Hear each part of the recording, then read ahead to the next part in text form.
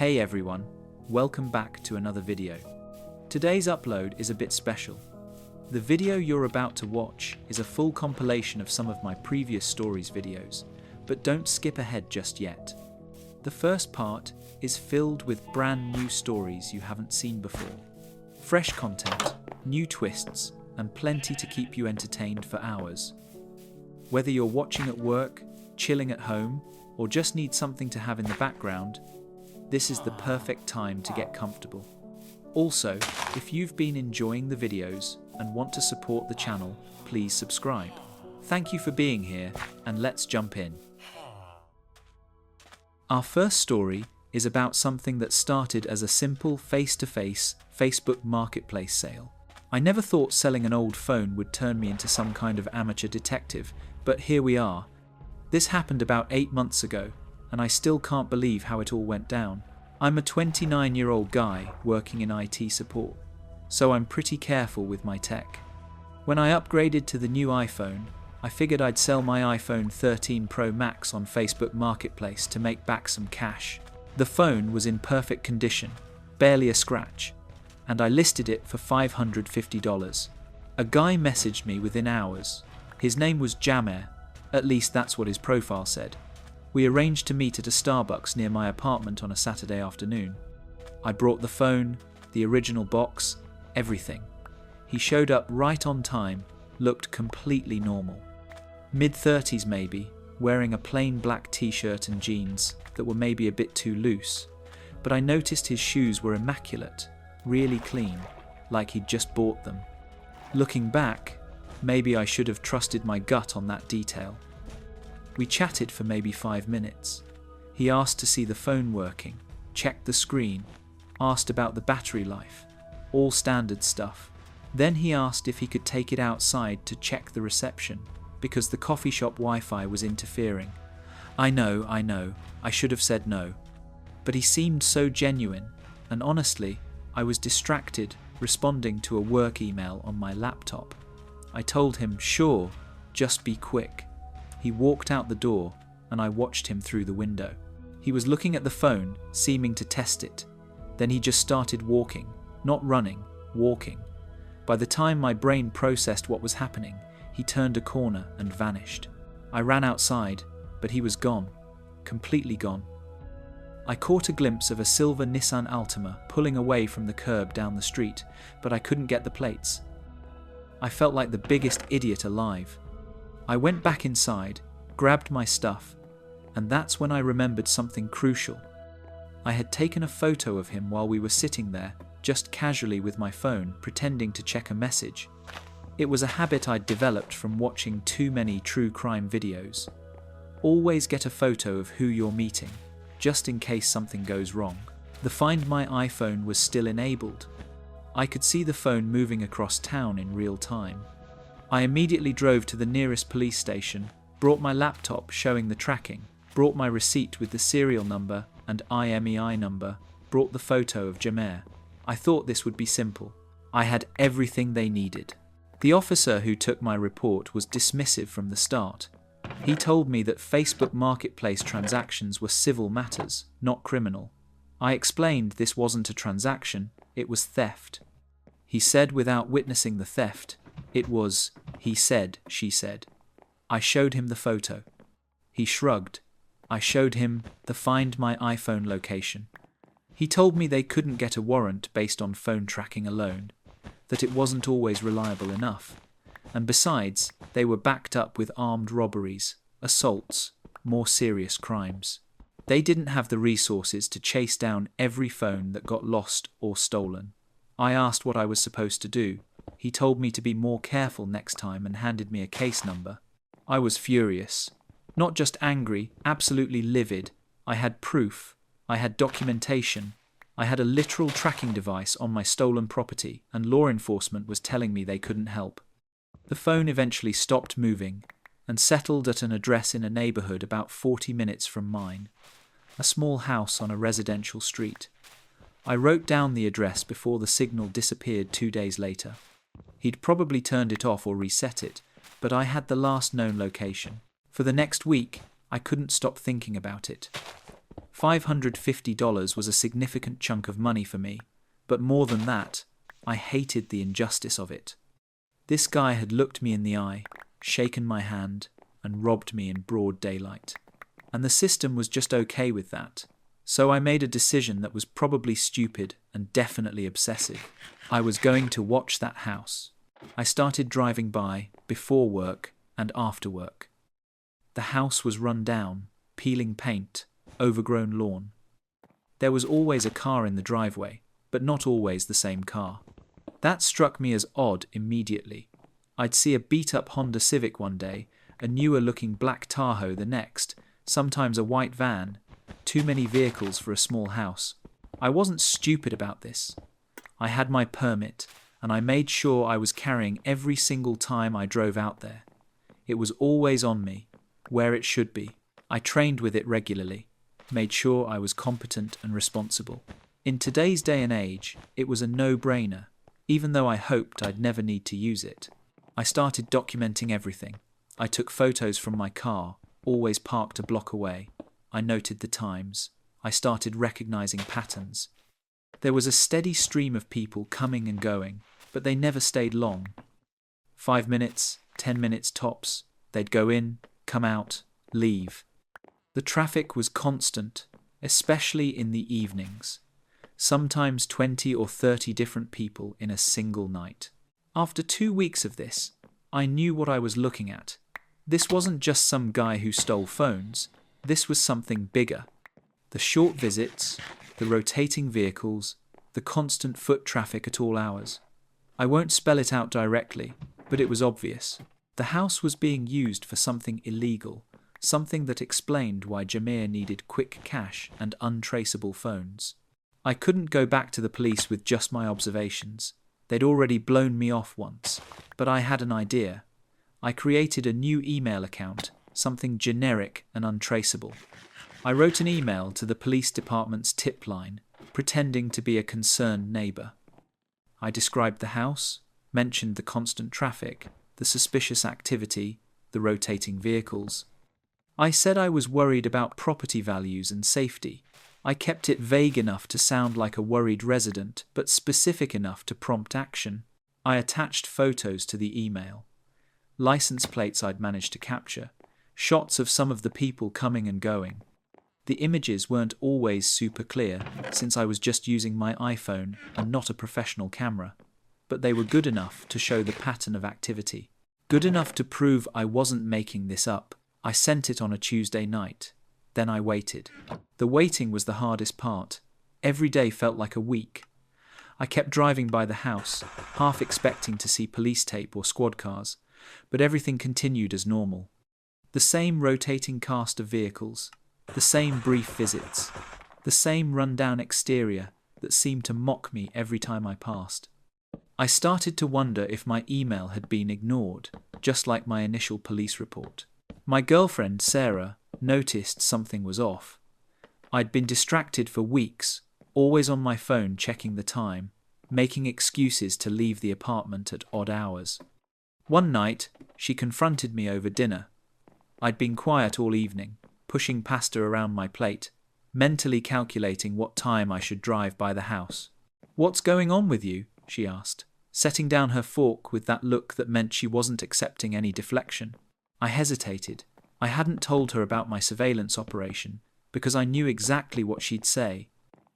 But sitting there, looking at her concerned face, I felt the weight of the secret.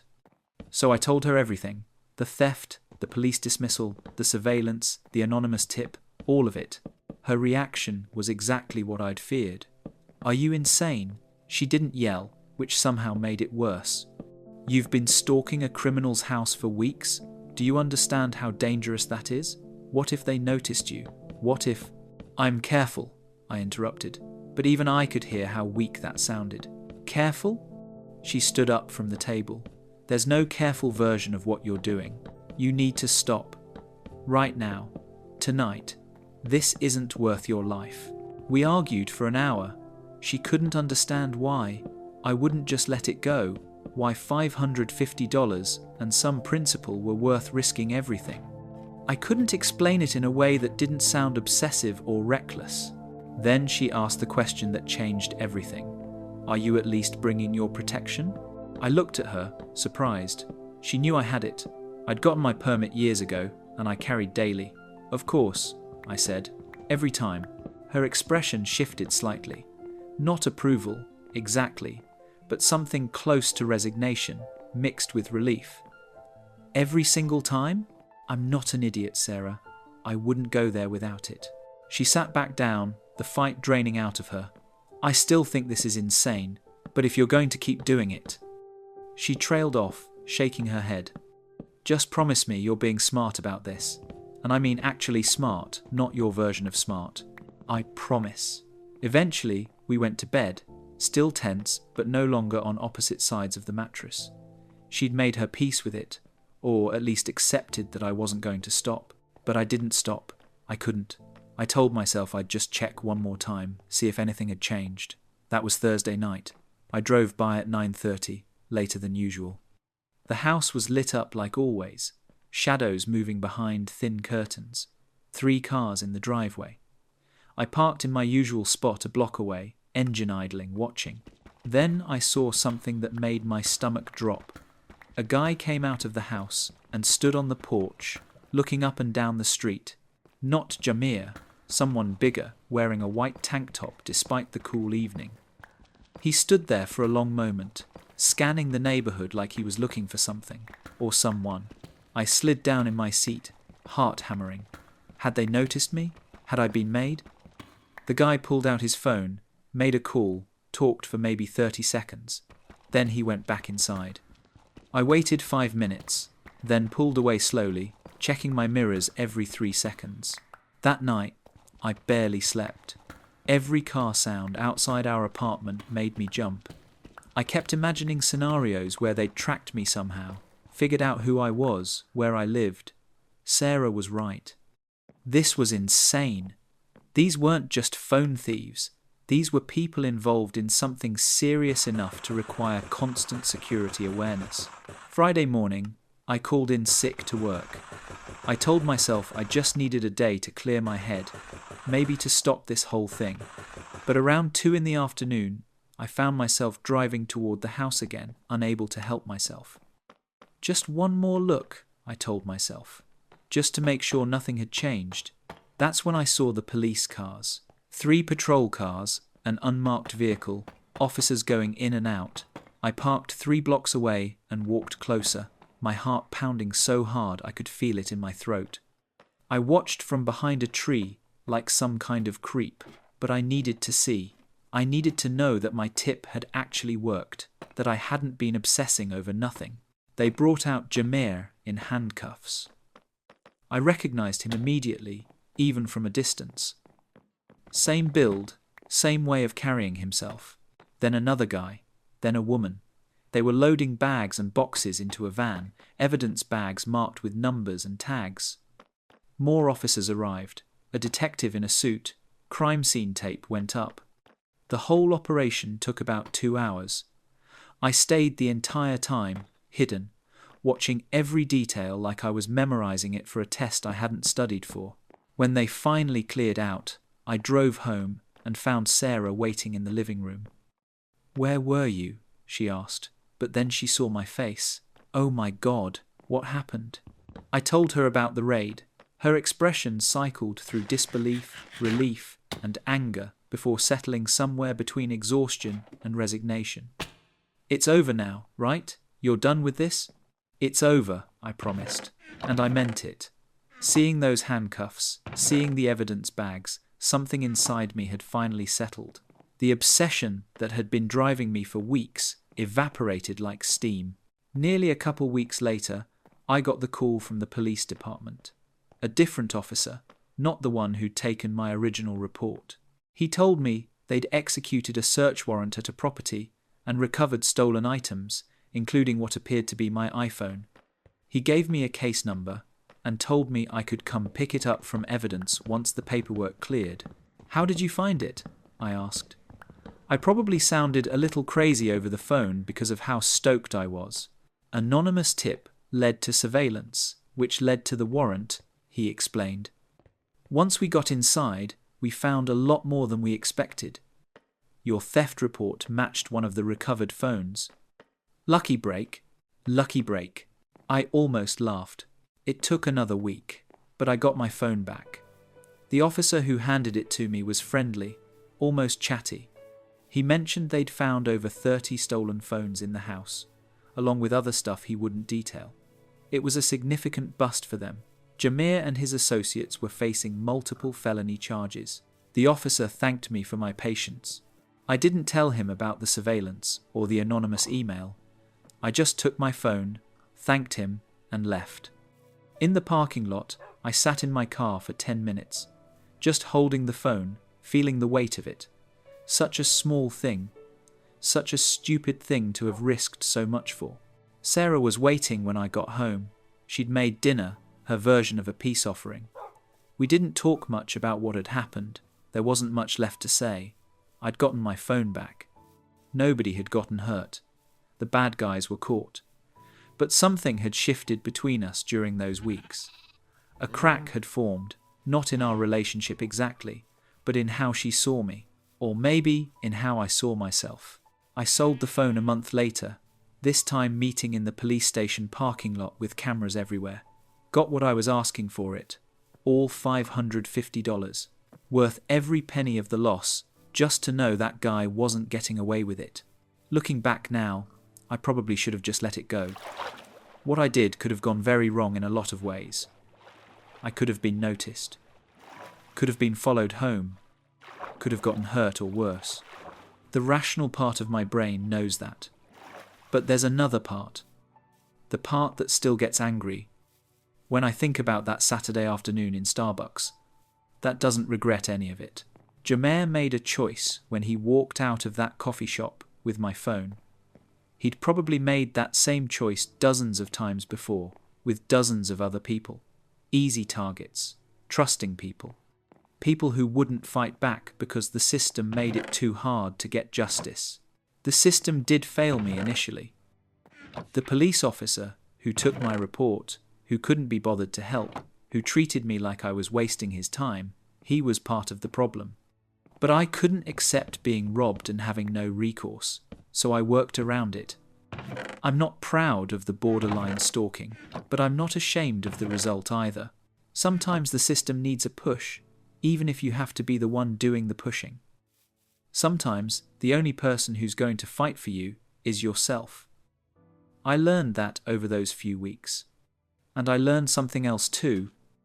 That line between justice and obsession is a lot thinner than I ever realized. I'd crossed it without even noticing, and I'm lucky that crossing it didn't cost me more than some sleep and some fights with Sarah. That's the end of that story. I still have the documentation, the photos and notes from my surveillance. I keep them in a folder on my computer, not because I'm proud of them, but because I need to remember what I'm capable of when pushed far enough, both the good and the dangerous. I am a lot more wary of selling anything in person nowadays. Some lessons you only need to learn once. My coworker tried to claim ownership of my expensive office supplies because she decided our workspace should operate on communist principles.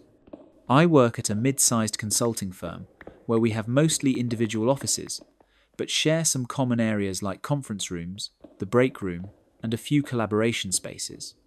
The company provides basic office supplies, but a lot of us bring in our own preferred pens, notebooks, organizational tools, that sort of thing. I'm pretty particular about my work supplies. I like good quality pens, specific types of notebooks, and I've invested in some nice organizational systems for my desk. Nothing crazy expensive, but probably a few $100s worth of supplies that I've accumulated over the years to make my workspace more efficient and pleasant. About 6 months ago, we hired a new analyst named Patricia, who was assigned to the desk next to mine in our open office area. She seemed friendly enough during her first week, asking the usual questions about office procedures, where to find supplies, how various systems worked. Patricia was probably in her late 20s, had strong opinions about workplace equality and corporate responsibility. She'd often make comments about how different companies treated employees, how workspaces could be more collaborative, how individual ownership of resources created unnecessary inequality. At first, I thought these were just general observations about corporate culture. But after a few weeks, Patricia started making specific comments about my desk setup. She'd mention how nice my pens were, how organized my system was, how much more efficient everyone could be if they had access to quality supplies. I offered to share the brand names of products I liked, so she could order her own, but Patricia said she couldn't afford to spend money on work supplies when the company should be providing everything employees needed. Then, Patricia started borrowing my supplies without asking. I'd come back from meetings to find my favorite pens missing, my notebooks moved around, my desk organizers rearranged. When I'd ask about it, she'd say she'd just borrowed something quickly and would put it back. The borrowing became more frequent and less temporary. Items would disappear from my desk and show up on hers for days at a time. When I'd ask for something back, Patricia would act like I was being petty about sharing office supplies. "It's just a pen," she'd say, or "I'll give it back when I'm done with this project." But she was never done with the project, and my supplies were essentially becoming her supplies. I started keeping my expensive pens and notebooks in my desk drawer, locking it when I left for meetings. Patricia noticed immediately and asked why I was suddenly being secretive about my workspace. I explained that I'd purchased these supplies with my own money and needed them to stay at my desk so I could use them for my work. Patricia seemed offended by this explanation. "That's a really individualistic approach to a shared workspace," she said. "Don't you think everyone should have access to quality tools?" I told her that if she wanted quality supplies, she could purchase her own or request a budget increase from management to buy better company supplies. Patricia said that wasn't the point, that creating equality shouldn't depend on individual spending power. She started talking about how some companies had moved to completely shared supply systems, where everything was communal and employees didn't hoard resources at individual desks. She seemed to think this was a much more enlightened approach to workplace organization. The situation escalated when I came to work one Monday morning to find that Patricia had completely reorganized both of our desks. She'd taken all of my supplies and distributed them evenly between our workspaces, creating what she called a collaborative supply sharing system. My expensive fountain pens were in her desk organizer. My leather portfolio was on her shelf. My specialized notebooks were stacked on her side of the shared filing cabinet. She'd essentially redistributed my personal work supplies according to her own vision of workplace equality. When I asked what she'd done, Patricia explained that she'd been thinking about workspace efficiency over the weekend and decided to implement a better system. "Now we both have access to everything," she said proudly. "No more individual hoarding of resources." I told her she needed to return my supplies immediately. These weren't company materials to be redistributed. They were my personal property that I'd brought from home. Patricia argued that once supplies entered the workspace, they became part of the collaborative environment. "You can't bring nice things to work and then exclude your co-workers from using them," she said. "That creates an unfair hierarchy based on personal spending power." I pointed out that she was welcome to buy her own nice supplies, but she couldn't just claim ownership of mine. Patricia said I was missing the bigger picture about workplace equality and resource sharing. "In a truly collaborative environment," she explained, "individual ownership of tools creates artificial scarcity and inequality. Everyone should have access to the same quality resources." Our manager, Tom, walked by during this conversation and asked if everything was okay. When I explained that Patricia had redistributed my personal supplies without permission, he looked confused. "Patricia," he said, "you can't just take other people's things, even if you think it's more fair that way." Patricia launched into her theory about collaborative workspaces and resource sharing, explaining how individual ownership of supplies created workplace inequality. Tom listened patiently, then told her to return everything to my desk immediately. "I appreciate your interest in workplace equality," he said, "but taking other people's personal property isn't the way to achieve it." Patricia reluctantly returned my supplies, but she was clearly frustrated with what she saw as a lack of vision from management. She kept muttering about how backward our office culture was, how other companies had moved beyond individual ownership models. Over the next few weeks, Patricia continued to borrow my supplies, always with some justification about collaboration and sharing. I started taking my expensive pens home every day and bringing them back the next morning, which was annoying but necessary. The final straw came when I discovered Patricia had been going through my locked desk drawer. I'd started noticing that items weren't quite where I'd left them, that my drawer seemed to have been rearranged slightly. I set up a small camera to monitor my desk while I was in meetings. The footage showed Patricia using some kind of tool to open my locked drawer and systematically going through my supplies. She was taking pictures of everything, apparently cataloguing what I had. When I confronted her with the video evidence, Patricia claimed she was just documenting the resources available in our workspace for an efficiency report she was preparing. She said she was planning to present management with data about resource distribution inequality. "I'm trying to make things better for everyone," she insisted. "Some people have access to quality supplies, while others don't. That's not fair in a collaborative environment." I reported the incident to HR, showing them the video of Patricia breaking into my locked desk. They were not impressed with her justification about workplace equality and resource documentation. Patricia was written up for accessing another employee's personal property without permission. She was also required to attend a workshop about workplace boundaries and respect for co-workers' belongings. During the HR meeting, Patricia continued to argue that individual ownership of work supplies was creating an unfair environment. She suggested the company should implement a policy where all employee-purchased supplies became communal property. HR explained that employees' personal belongings remained their personal property, regardless of where they used them. Bringing your own supplies to work didn't make them available for redistribution by co-workers. Patricia never fully accepted this explanation. She continued to make comments about workplace inequality and resource hoarding, though she stopped actually taking my supplies.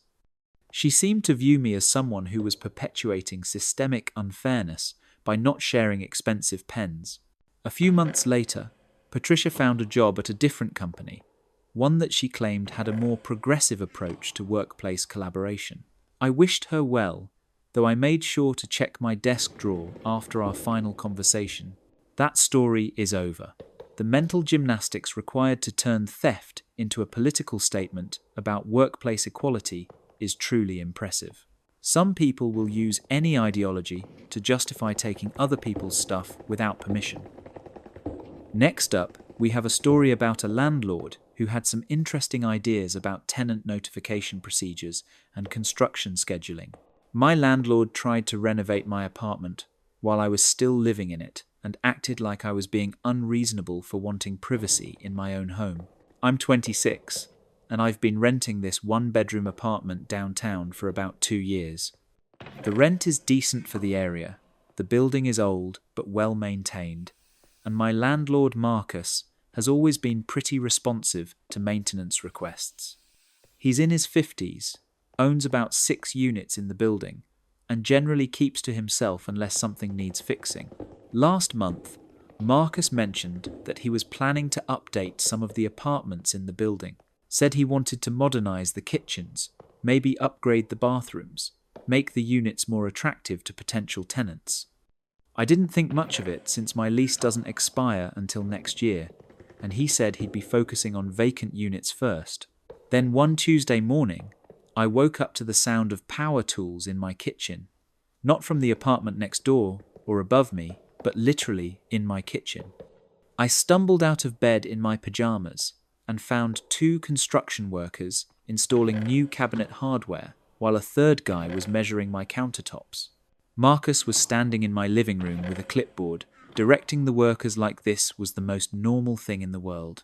When he saw me, he smiled and said, "Oh good, you're up. We're doing your kitchen renovation today. This is going to look amazing when we're done." I stared at him, trying to process what was happening. I told him I hadn't agreed to any renovation and asked why there were strangers in my apartment without my permission. Marcus looked confused, like I was missing something obvious. "It's in your lease agreement," he said. "Landlord reserves the right to make improvements to the property with reasonable notice." I told him I'd never received any notice about construction work in my apartment. Marcus pulled out his phone and showed me a text message he'd sent at 6 a.m. that morning. "Kitchen renovation starting today. Please have area cleared for workers." That was the first I'd heard about any of this.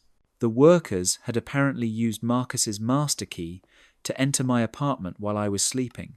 They'd moved my kitchen table, unpacked tools all over my counters, and started work without any confirmation that I was aware of what was happening. I explained to Marcus that texting me at dawn on the day of construction wasn't reasonable notice, and that I needed advance warning before people entered my living space. He acted like I was being difficult, said the work would only take a few hours and I should be grateful for the improvements. "Look," he said, "this is going to increase your property value. You're getting a brand new kitchen for free. Most tenants would be thrilled about this." I told him that whether or not I wanted the improvements wasn't the point. The issue was that he'd brought construction workers into my home without proper notice or my consent. Marcus said he'd sent the text message, so technically he had given me notice. When I pointed out that reasonable notice usually means days or weeks, not hours, he said I was being unreasonable. "It's not like we're doing major construction," he insisted. "Just some cabinet updates and new fixtures." The workers were still installing hardware while we had this conversation. One of them asked Marcus where they should put my kitchen appliances, since they needed to move the refrigerator to access the wall behind it. Marcus told them to just put everything in my living room temporarily. I watched these strangers move my personal belongings around my apartment, while my landlord acted like this was a routine maintenance issue. When I said I needed them to stop until we could discuss this properly, Marcus got frustrated. "We've already started the work," he said. "The workers are here, the materials are purchased, everything's been scheduled. You can't just shut down the whole operation because you don't like the timing." I told him I absolutely could shut it down because it was my apartment and I hadn't consented to this work. Marcus argued that as the property owner, he had the right to make improvements when he deemed them necessary. The situation escalated when I realized they weren't just updating cabinet hardware. The workers had brought new countertops, were planning to replace the sink, and had started disconnecting my dishwasher. This wasn't minor maintenance, it was a full kitchen renovation that would leave me without a functional cooking space for days. When I confronted Marcus about the scope of the work, he admitted it was more extensive than he'd initially described. "But think of how nice it'll be when we're finished," he said. "You'll have a completely modern kitchen." I told him he needed to stop the work immediately and reschedule for a time when we could plan properly. Marcus said that wasn't possible, that he'd already paid the workers and couldn't afford to waste their time.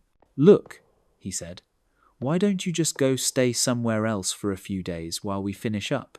Maybe with friends or family."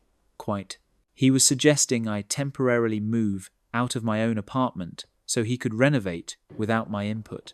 I called my tenant rights organization to find out what my legal options were. They confirmed that landlords must give reasonable advance notice for non-emergency work, typically 24 to 48 hours minimum. A text message at 6 a.m.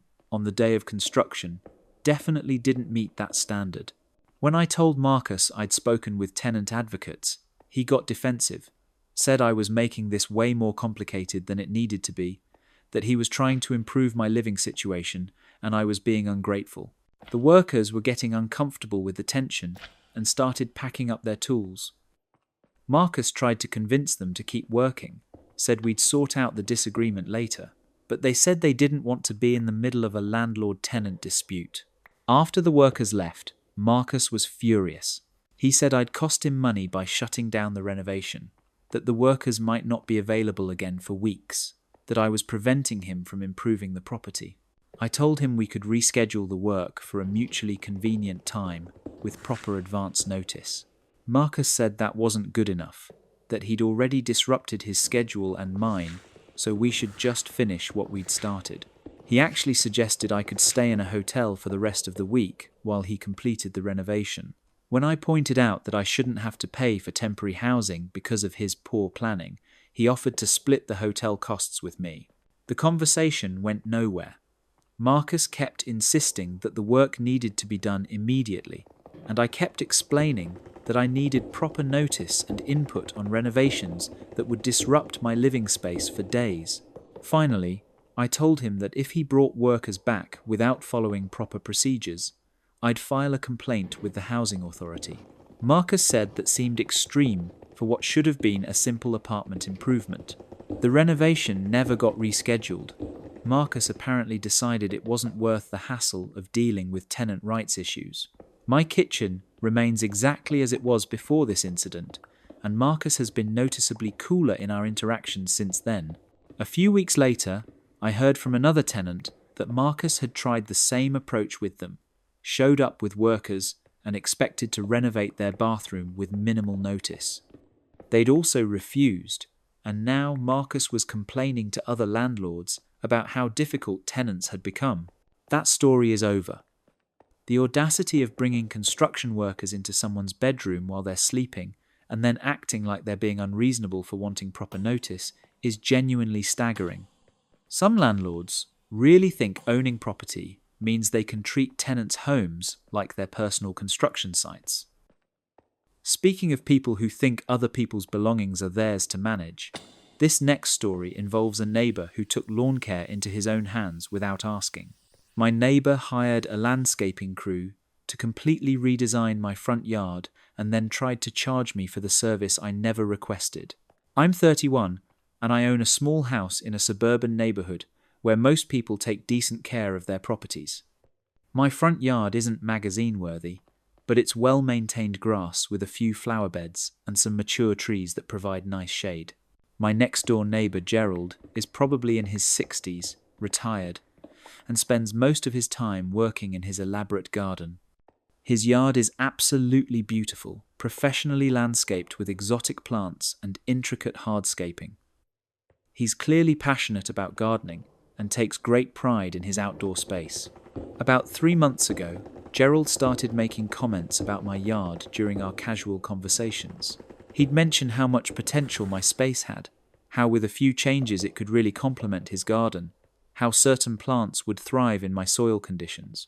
I appreciated his interest, but I was happy with my simple grass and flower setup. I'm not much of a gardener, and I preferred low-maintenance landscaping that I could handle with basic mowing and occasional weeding. Gerald began offering specific suggestions. Maybe I could add some perennial borders, perhaps install some decorative stones. Wouldn't a small water feature be lovely near the front walkway?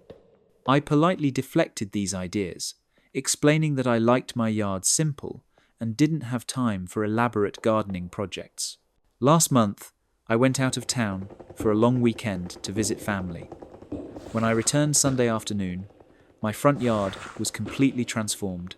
Where there had been grass, there were now elaborate flower beds filled with expensive-looking plants.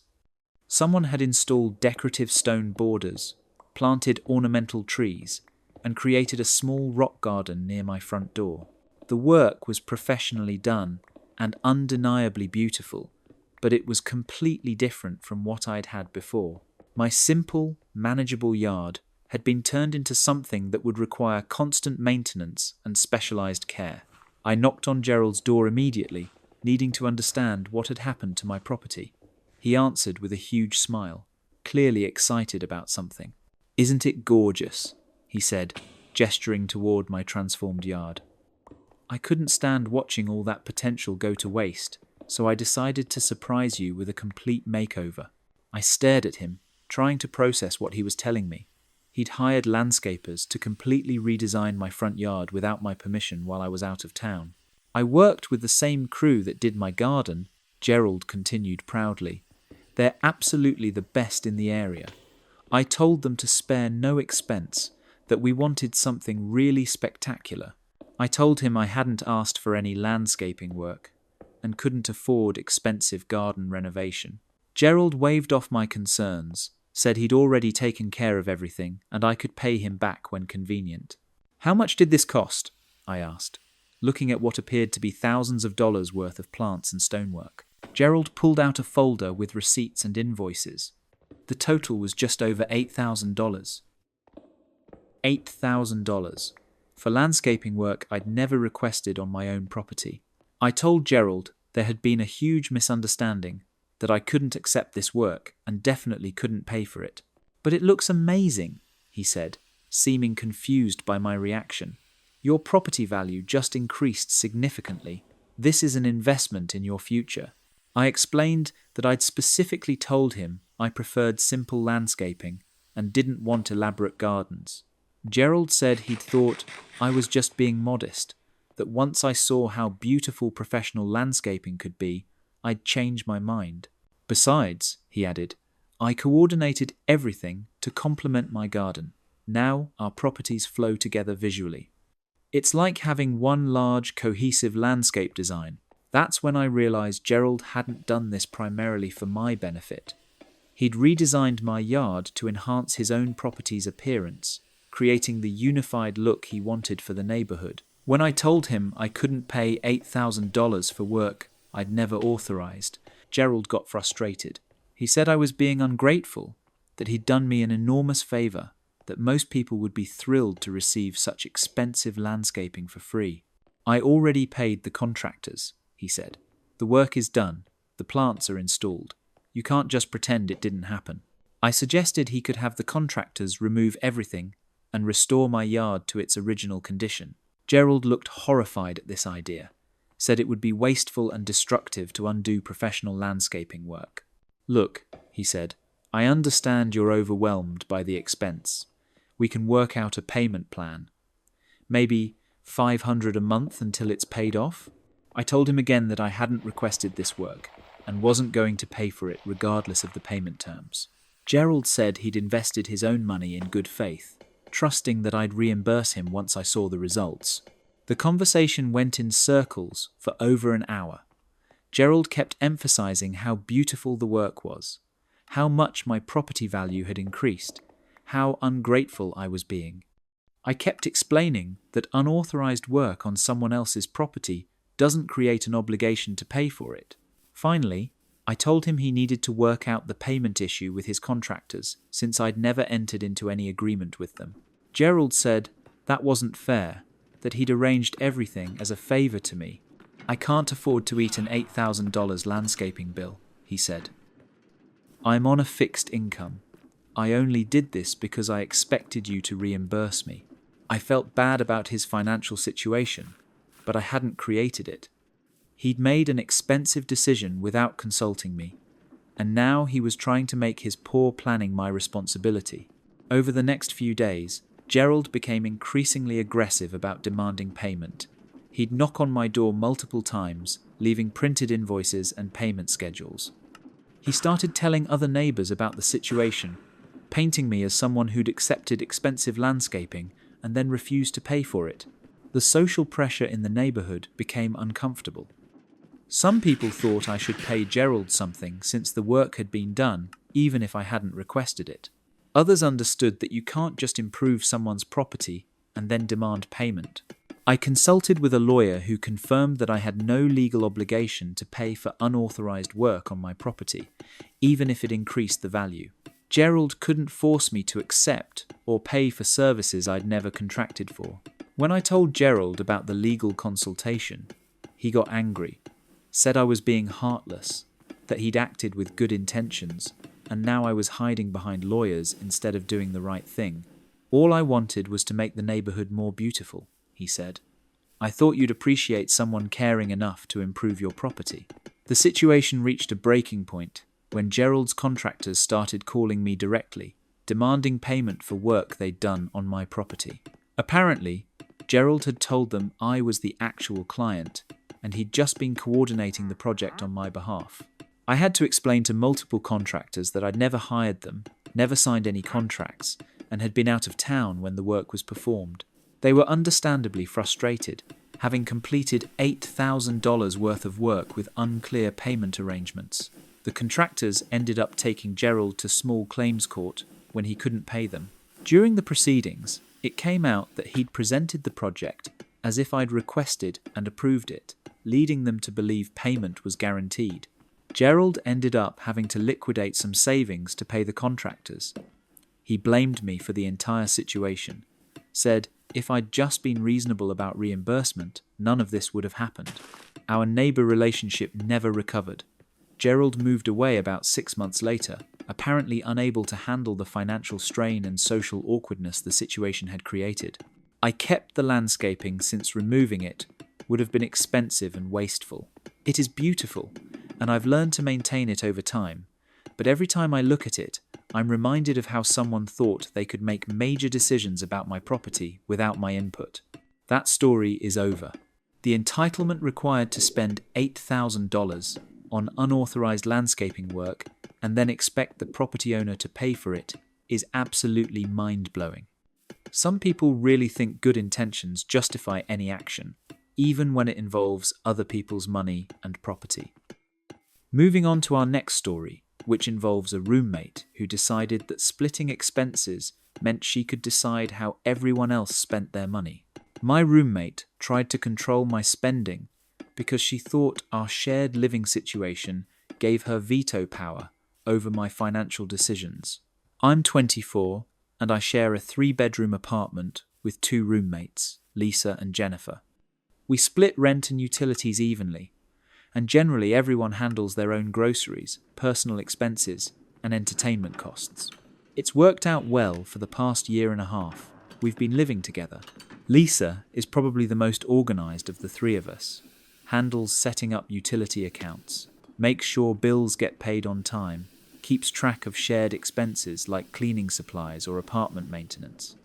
She's studying accounting and is naturally good with budgets and financial planning.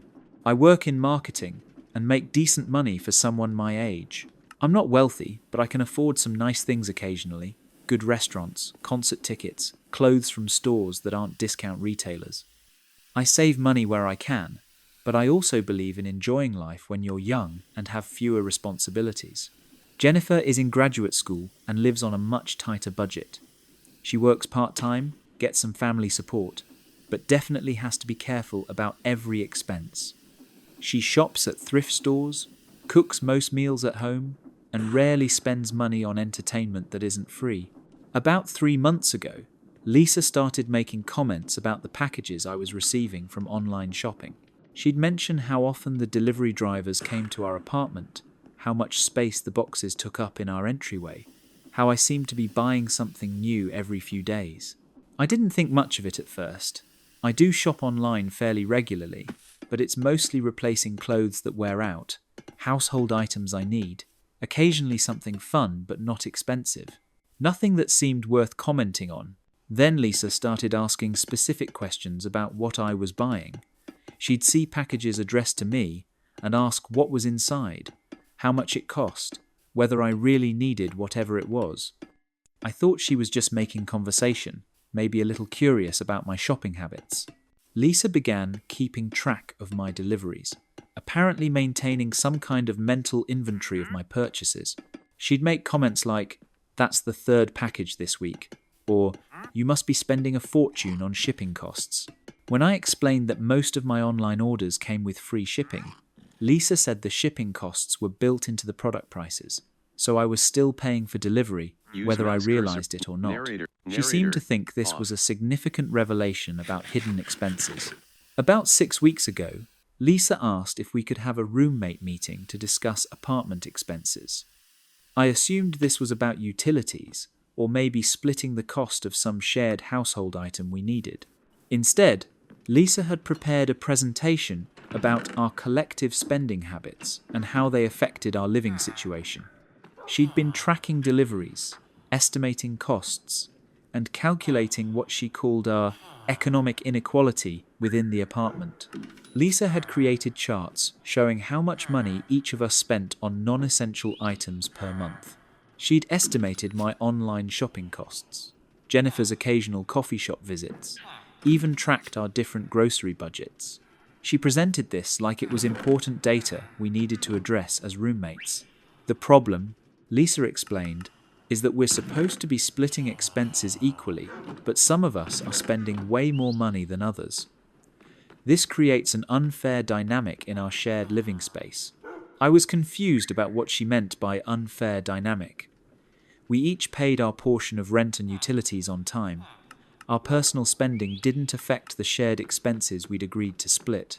Lisa argued that when roommates have vastly different spending levels, it creates social pressure and awkwardness.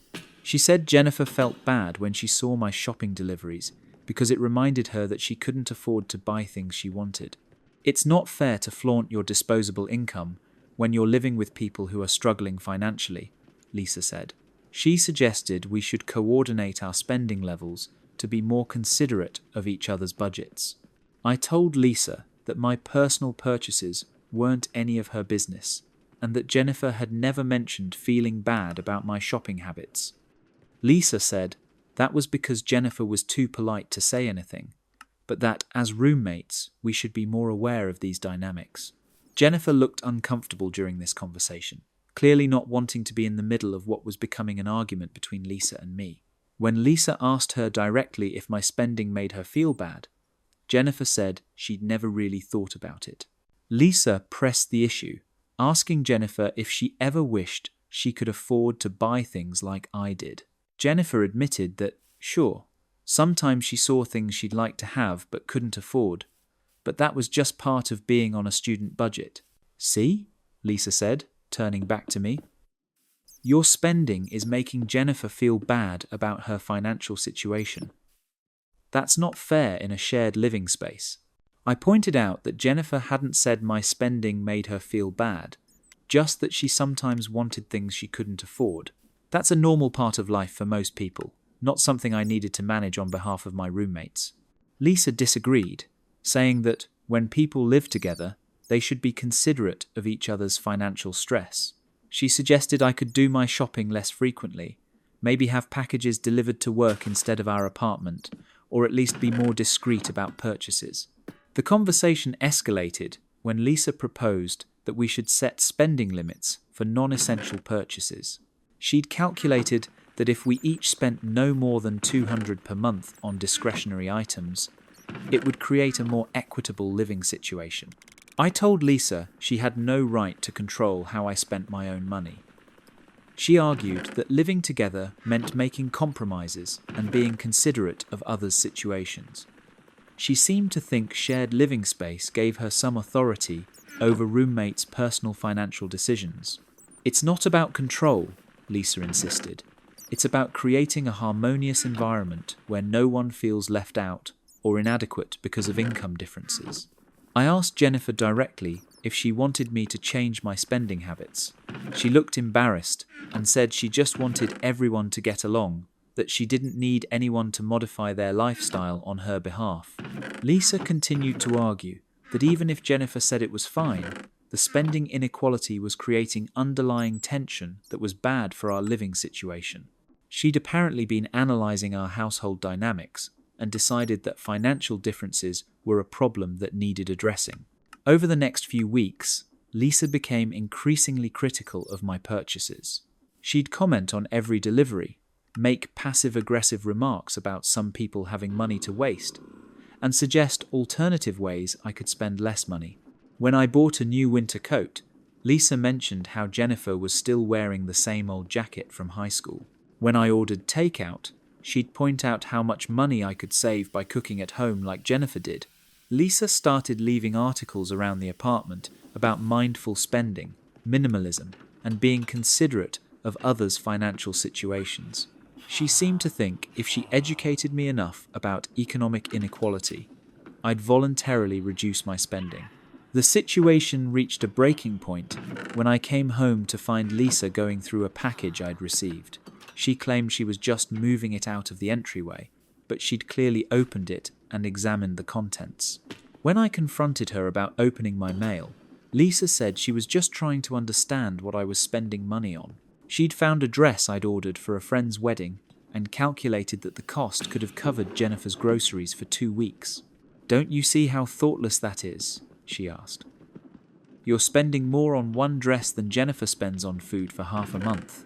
I told Lisa that my spending decisions were none of her business, and that opening my packages was completely unacceptable. She said she was trying to make a point about perspective and consideration for others. I decided to move out at the end of our lease term. The situation with Lisa had become too uncomfortable, and I wasn't willing to live with someone who thought she could control my financial choices. When I told them I'd be finding a new place, Lisa acted like I was running away from a reasonable discussion about roommate consideration. She said I was being immature and selfish, prioritizing my shopping habits over our living situation. Jennifer seemed relieved that the tension would be ending, though she was sad about the living arrangement changing. She later told me privately that Lisa's financial monitoring had made her uncomfortable too, and that she'd never asked for anyone to modify their spending on her behalf. I found a studio apartment that costs more than my share of the 3-bedroom, but the privacy and lack of financial oversight is worth the extra expense. Living with Lisa taught me that some people think shared space means shared authority over personal decisions. That story is over. The audacity of tracking roommates' personal spending and then demanding they modify their financial habits for the sake of apartment harmony is genuinely unbelievable. Some people think living together gives them veto power over everyone else's life choices. Our next tale involves a friend who thought borrowing someone's car was actually a permanent transfer of ownership. My friend borrowed my car for the weekend and then tried to keep it permanently because he decided he needed it more than I did. I've been friends with Marcus for about 4 years since we met in a college night class. He's always been a bit dramatic and tends to make everything about his problems, but he's also been there for me during some difficult times, so I've overlooked his more challenging personality traits. Marcus doesn't own a car, which has never been a big deal since he lives in an area with decent public transportation and rideshare options. He occasionally asks friends for rides to places that are hard to reach by bus, and most of us help when we can. About 2 months ago, Marcus's life situation became more complicated. He started a new job that required him to travel to different client locations around the city. The position paid well, but the transportation requirements were challenging without a personal vehicle. Marcus began talking constantly about needing to buy a car, but he was in a tough financial position. He had student loans, credit card debt, and had just moved to a more expensive apartment. A car payment, insurance, and maintenance costs would stretch his budget beyond what he could handle. He started researching used cars, looking at financing options, trying to figure out how to make vehicle ownership work financially. I felt bad for his situation and offered to help with rides when I could, though my own schedule was pretty busy with work and other commitments. 3 weeks ago, Marcus asked if he could borrow my car for the weekend. He said he had a series of client meetings that would be impossible to reach by public transportation, and the rideshare costs would eat up most of his commission from the jobs. I've lent my car to friends before without problems, so I agreed to let him use it from Friday afternoon through Sunday evening. Marcus seemed genuinely grateful and promised to fill up the gas tank and have the car back by Sunday at 6 p.m. Friday afternoon, Marcus picked up the car from my apartment. He was excited about being able to drive himself to work meetings, said it would make such a difference in his professional presentation to arrive in his own vehicle rather than getting dropped off by an Uber driver. Saturday and Sunday passed without any communication from Marcus, which wasn't unusual. I assumed he was busy with his client meetings and would return the car as scheduled Sunday afternoon. 6 o'clock came and went, with no Marcus and no car. I texted him asking about the return time, but didn't get a response. By 8 p.m, I was starting to worry that something had happened, maybe an accident or mechanical breakdown. I called Marcus multiple times, but his phone went straight to voicemail. I left messages asking him to call me back and let me know what was going on with the car.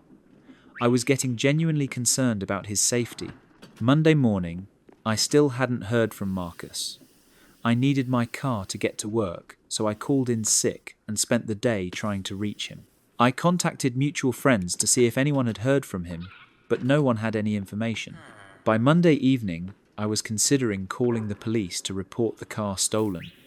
That's when Marcus finally returned my call, acting like nothing unusual had happened. "Oh hey," he said casually. "Sorry I didn't call back sooner. I've been super busy with work stuff." I asked where my car was and when he was planning to return it. Marcus was quiet for a moment, then said, "Actually, I've been thinking about that. I really need this car for my job, and you mostly just use it for groceries and stuff. Would you be willing to let me keep using it for a while?" I couldn't believe what I was hearing. He was asking to extend the weekend loan indefinitely without even discussing it beforehand. I told him I needed my car back immediately, that I'd only agreed to a weekend loan. "But I can't do my job without reliable transportation," Marcus said. "And you work from home most of the time. It makes more sense for me to have the car, since I actually need it for professional reasons." I explained that it was my car, that I'd purchased it, paid for insurance, and was responsible for maintenance. His work transportation needs didn't give him a claim to my vehicle. Marcus got defensive, said I was being selfish about something that was more important to his career than my convenience. "You could take public transportation or use ride shares," he suggested. "I can't do that for client meetings." I told him this wasn't a negotiation. He'd borrowed my car for a specific time period, and now he needed to return it. Marcus said he'd thought about it over the weekend and decided that keeping the car made the most logical sense. "Look," he said, "I'll take over the insurance payments and maintenance costs. It's not like you'd be losing money on the deal. I'd basically be buying the car from you gradually." This was the first mention of any kind of payment arrangement. I told Marcus I wasn't interested in selling my car and needed it back immediately. Marcus started getting emotional, saying his new job was the best opportunity he'd ever had, and he couldn't succeed without reliable transportation. He accused me of sabotaging his career over a car I barely used. "You have the power to change my entire life," he said dramatically, "and you're choosing to be selfish instead of helping a friend who's struggling." I felt guilty about his emotional response, but I also knew I needed my car back. I couldn't let him manipulate me into giving up my vehicle just because he'd decided he needed it more than I did. When I remained firm about wanting the car returned, Marcus changed tactics. He claimed he'd already told his clients he had reliable transportation and that returning the car would damage his professional reputation. "I've made commitments based on having access to a vehicle," he said. "If I suddenly can't get to meetings, I'll lose credibility with these new clients." I suggested he could rent a car or arrange other transportation, but Marcus said those options were too expensive and unreliable. He kept emphasizing how much the car meant to his career versus how little I apparently needed it. Finally, I told Marcus he had 24 hours to return my car, or I'd report it stolen. He accused me of threatening our friendship over a material possession, said he couldn't believe I'd choose a car over helping someone I cared about. "Fine," he said, "but don't expect me to forget that you abandoned me when I needed help the most." Marcus returned the car Tuesday afternoon, 2 days later than originally agreed. He was cold and barely spoke to me, acting like I'd wronged him by wanting my own vehicle back. The car was returned with an empty gas tank despite his promise to fill it up, and I later discovered he'd racked up almost 200 in parking tickets during his extended use of the vehicle. When I asked about the tickets, Marcus said he'd assumed I'd handle them since it was my car and my responsibility. He seemed genuinely surprised that I expected him to pay fines he'd incurred while using my vehicle. Our friendship never recovered from this incident. Marcus continued to act like I'd been unreasonable, telling mutual friends that I'd refused to help him succeed in his new job. He painted the situation like I'd been petty about sharing resources with someone in need. I later learned that Marcus had told several people he was buying my car, which explained why he'd been so confident about keeping it indefinitely. He'd apparently decided on his own that the borrowing arrangement was actually a gradual purchase agreement. Marcus eventually found a different job that didn't require as much travel, but he never apologized for trying to keep my car or for the parking tickets. He seemed to genuinely believe that his need for transportation outweighed my ownership of the vehicle. That story is over. The audacity of borrowing someone's car for a weekend and then trying to negotiate permanent ownership because you need it more is absolutely staggering. Some people really think their problems automatically become everyone else's responsibility to solve. Our final story involves a family member who thought a wedding invitation was actually an opportunity to completely redesign someone else's special day. My aunt tried to take over planning my wedding because she decided my ideas weren't good enough and I needed her creative vision instead. I'm 27 and got engaged 6 months ago to my fiancé David. We'd been planning a relatively simple wedding for about 60 people. Nothing too elaborate but nice enough to celebrate with family and friends. We wanted something elegant but not stressful, memorable but not overwhelming. My Aunt Margaret is 52 and works as an event coordinator for a large hotel chain. She's really good at her job, has organised some beautiful corporate events and large social functions. Margaret has always been the artistic one in the family, has strong opinions about design and aesthetics, and isn't shy about sharing her creative vision with others. When Margaret heard about our engagement, she immediately offered to help with wedding planning, said she had connections with vendors, knew how to negotiate better prices, could help us create something really spectacular. I thanked her for the offer, but told her David and I wanted to handle the planning ourselves. Margaret seemed surprised that we'd turned down professional help from a family member, but she said she understood wanting to be hands-on with such an important event. She asked if she could at least give us some vendor recommendations and advice about common planning mistakes to avoid.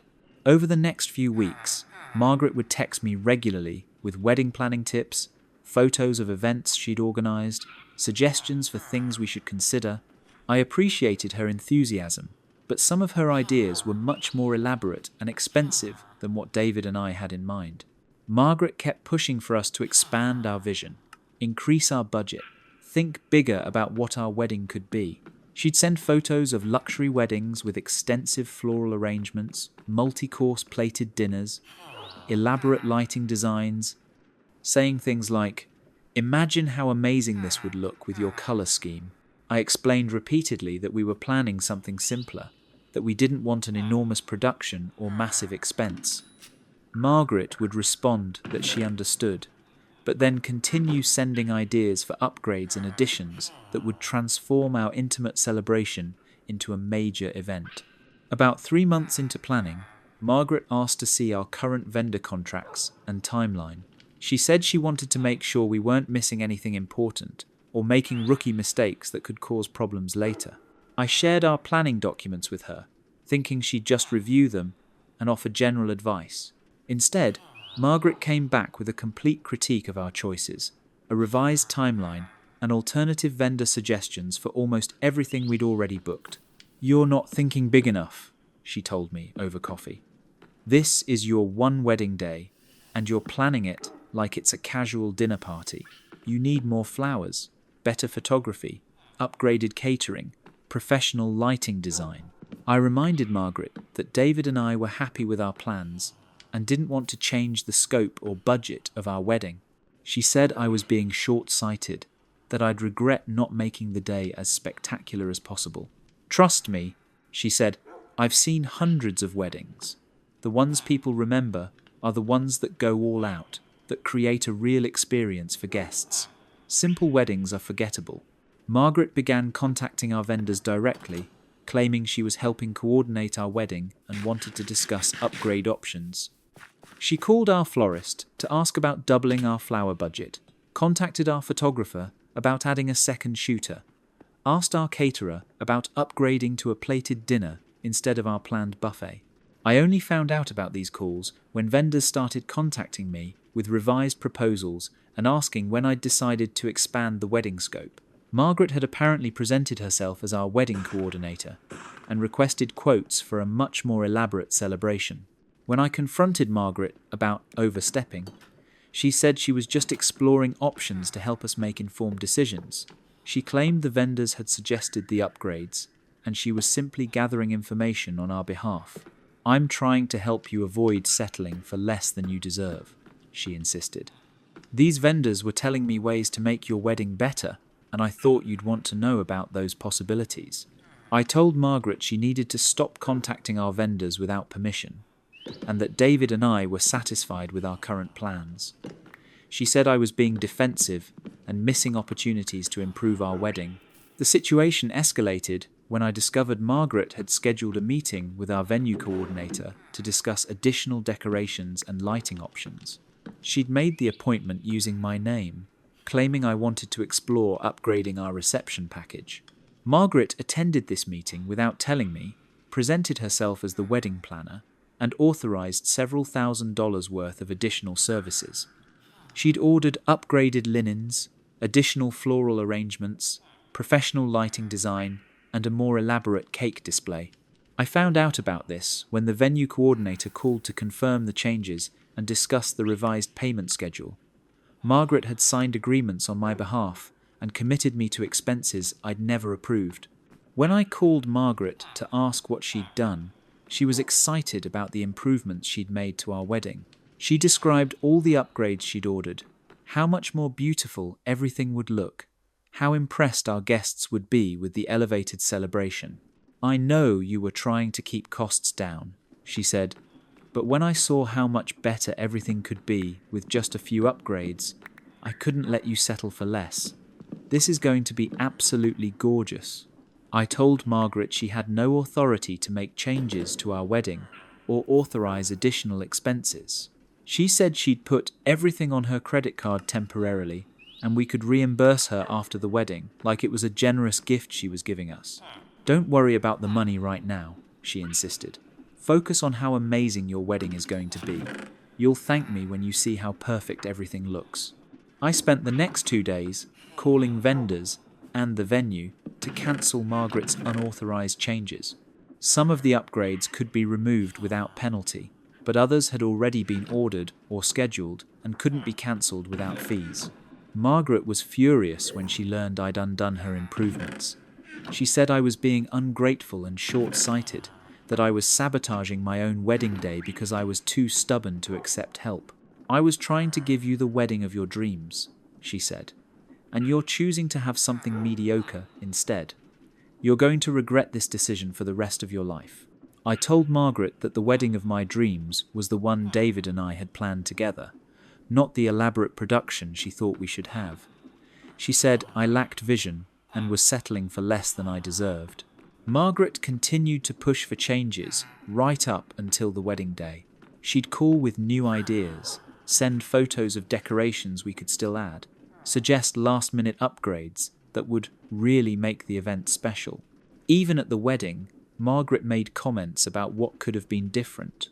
She pointed out areas where additional flowers would have looked nice, mentioned how professional lighting would have improved the ambience, suggested the photography would have been better with a second shooter. Our wedding was exactly what David and I wanted: intimate, elegant, focused on celebrating our relationship rather than impressing guests with elaborate productions. But Margaret seemed disappointed that we'd chosen simplicity over spectacle. After the wedding, Margaret continued to critique our choices.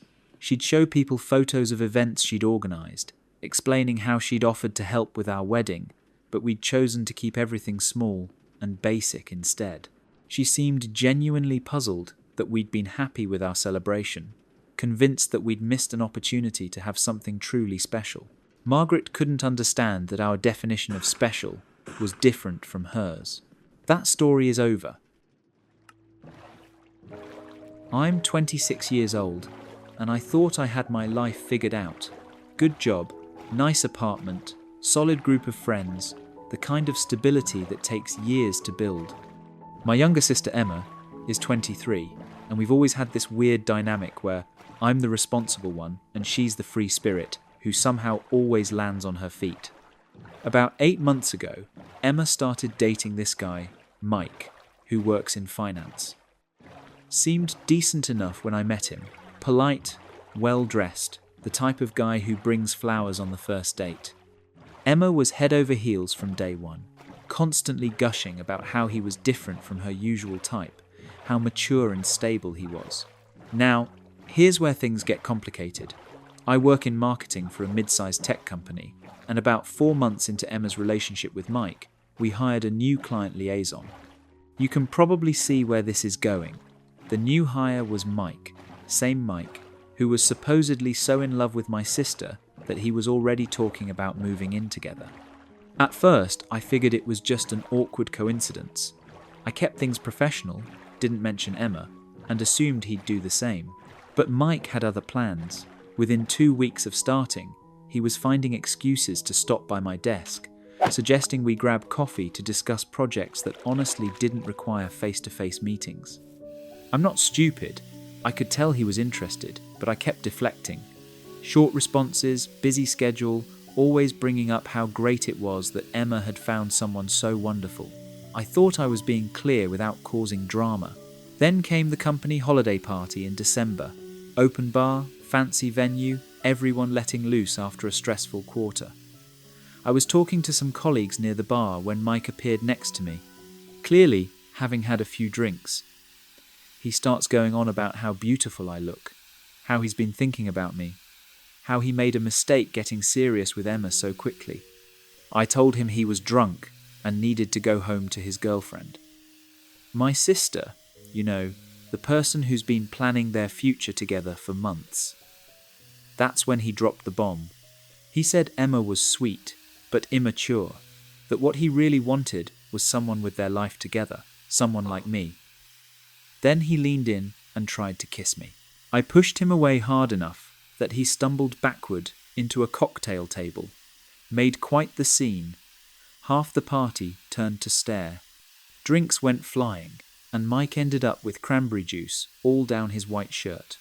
I grabbed my coat and left without saying goodbye to anyone. The next morning, Emma called me crying. Mike had come home drunk, reeking of alcohol and cranberry juice, and apparently decided the best course of action was to confess everything. But his version of everything was that I had been flirting with him for months, that I came on to him at the party, and that he rejected me. Emma was devastated, not just because her boyfriend had supposedly been pursued by her own sister, but because she felt like I had betrayed her trust. She wouldn't listen when I tried to explain what actually happened. In her mind, why would Mike lie about something like that? Word spread through our family fast. My mum called, demanding to know what I was thinking, trying to steal Emma's boyfriend. My dad sent me a text saying he was disappointed in my behavior. Even my grandmother, who usually stays out of family drama, left me a voicemail about how sisters should stick together. Meanwhile, at work, Mike was spinning his own narrative, telling people I had been inappropriate with him, that he was considering filing a complaint with HR. The whole office dynamic shifted overnight. Colleagues who used to chat with me at lunch started keeping their distance. My boss pulled me aside and suggested I might want to consider requesting a transfer to a different department. I felt completely trapped. My family thought I was a backstabbing sister. My co-workers thought I was unprofessional. And Mike was walking around playing the victim while still dating Emma like nothing had happened. That's when I decided I needed proof. I started documenting everything. Screenshots of the work messages where Mike suggested unnecessary meetings. Email timestamps showing how often he initiated contact. I even reached out to a colleague who had been standing near us during the holiday party incident and asked if they remembered what they saw. But I needed something more concrete, something that would show Emma exactly who she was dating. So I did something that probably makes me a terrible person. I created a fake dating profile. Used photos that were clearly me, but from angles where I looked different enough that Mike might not immediately recognize me if he came across the profile. Listed interests that I knew would appeal to him based on months of watching him try to impress me. It took exactly 3 days for him to match with me and send a message. The messages started innocent enough basic getting-to-know-you questions, compliments about my photos, but within a week, he was suggesting we meet up for drinks. When I said I was looking for something serious, not just casual dating, He assured me he was single and ready for a real relationship. Single, while he was literally living with my sister and talking about proposing. I kept the conversation going for 2 more weeks, building up enough evidence to show that Mike was actively pursuing other women while in a committed relationship with Emma. The messages got increasingly inappropriate. He sent photos of himself that were clearly taken in Emma's bathroom. He talked about how he was tired of dating someone who wasn't on his level professionally. The worst part was when he started comparing his current girlfriend to me, not knowing he was actually talking to me.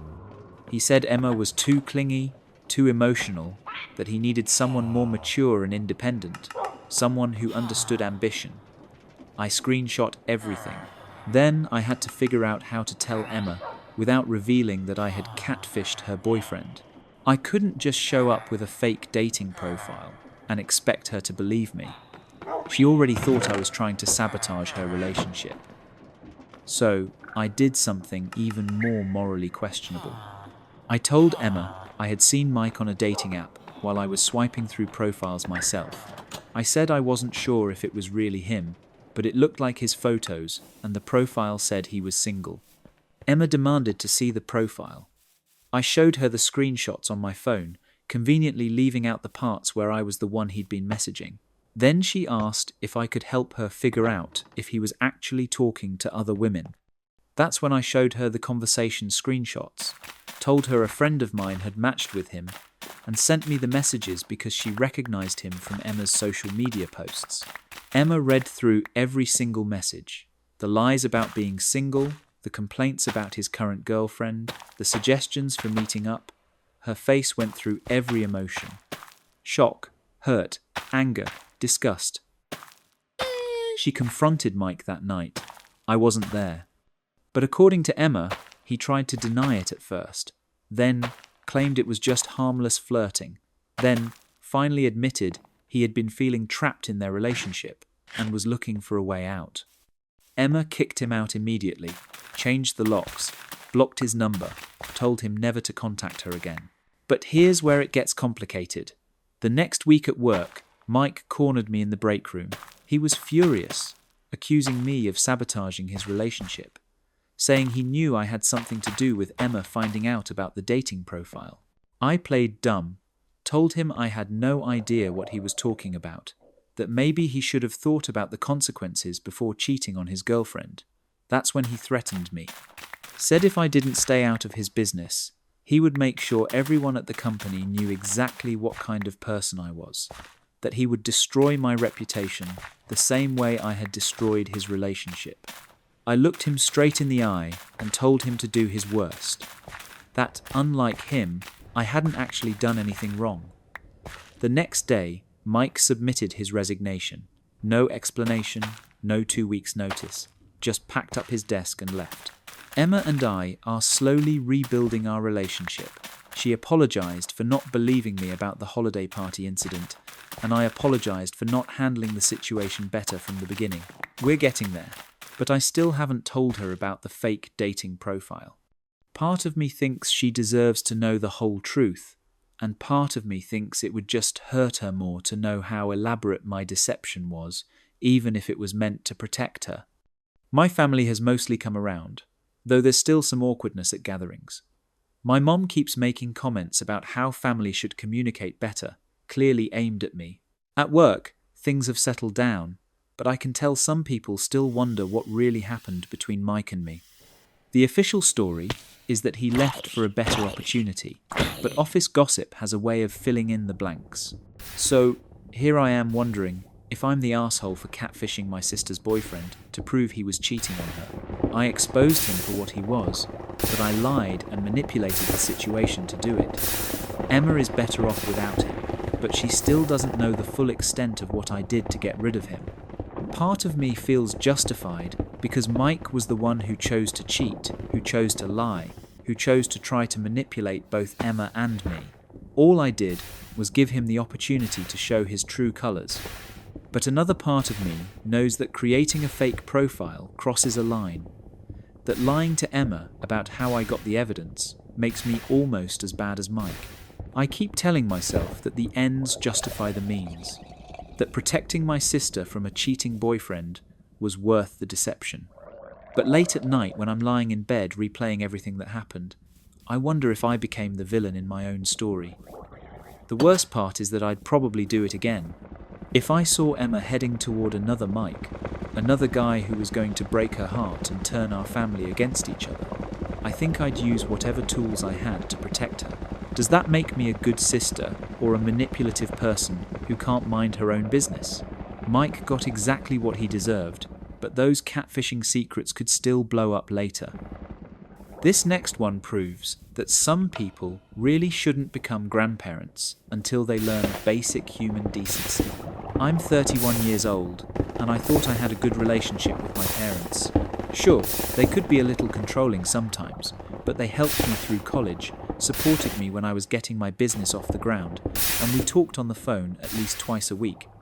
I figured that's what close families do.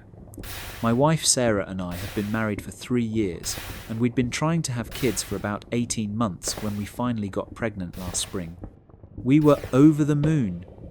Sarah had been tracking everything, taking vitamins, doing all the research, and when that test finally showed 2 lines, we both cried happy tears in our bathroom at 6 in the morning.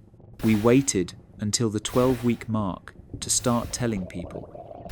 Called my parents first, then Sarah's family, then close friends. Everyone was thrilled. My mom immediately started planning, talking about converting their spare room into a nursery for when we visited, buying baby clothes, the whole grandparent fantasy. Everything seemed perfect until Sarah's anatomy scan at 20 weeks. The ultrasound tech got quiet during the appointment, spent a long time looking at the screen, then excused herself to get the doctor. When the doctor came in, she explained that our baby had several markers for Down syndrome. She recommended we do an amniocentesis to confirm, but based on what she was seeing, she was fairly certain. Sarah and I sat in that sterile room holding hands while the doctor explained what this might mean.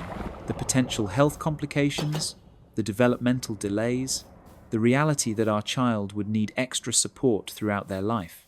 She was careful not to influence our decision either way, just presented the facts and told us to take our time processing everything. We spent the next week researching, talking to specialists, reaching out to families who had children with Down syndrome. It was overwhelming and scary. But the more we learned, the more we realized this didn't change how much we wanted our baby. Yes, it would be challenging. Yes, our lives would look different than we'd imagined. But this was our child, and we were going to love them no matter what. The amniocentesis confirmed the diagnosis. Our daughter, we found out it was a girl, had Down syndrome. We decided to tell our families together, starting with my parents since they'd been the most excited about becoming grandparents. I called and asked if we could come over that evening to talk about the baby. My mum had dinner waiting when we arrived. She'd made Sarah's favourite lasagna and bought sparkling grape juice to celebrate. She kept talking about how she'd started crocheting baby blankets and how my dad was already looking at cribs online. We sat them down in the living room after dinner. I explained about the ultrasound, the additional testing, and the diagnosis. I tried to stay positive, mentioning all the research we'd done about children with Down syndrome living full, happy lives. The room went completely silent. My dad was the first to speak. He asked if we were sure if we'd gotten a second opinion, if the doctors could be wrong. When I confirmed that yes, we were certain, he leaned back in his chair and let out this long sigh. Then my mum asked a question that changed everything. So, what are you going to do about it? I didn't understand what she meant at first. I said we were going to prepare, maybe take some classes, connect with support groups, start researching early intervention programs. My mum shook her head. No, I mean, what are you going to do about the pregnancy? The implication hit me like a punch to the gut. Sarah's hand tightened around mine. I told my mum that we were going to continue the pregnancy, that we wanted this baby, regardless of the diagnosis. That's when things got ugly. My dad started talking about quality of life, about the burden we'd be placing on ourselves and our marriage. My mum brought up the financial costs, the strain on our relationship, how this would affect any future children we might have. They used words like difficult and realistic and responsible decision.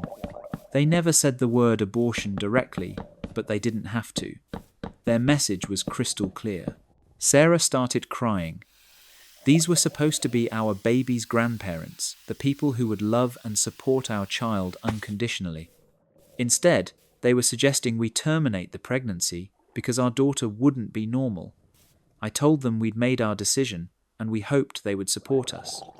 My mum said, of course they'd support us, but they wanted us to really think about what we were choosing. The conversation ended awkwardly. We left earlier than planned, and the drive home was mostly silent, except for Sarah's occasional sniffles. Over the next few weeks, my parents kept bringing it up. Phone calls where my mum would mention articles she'd read about the challenges of raising special needs children.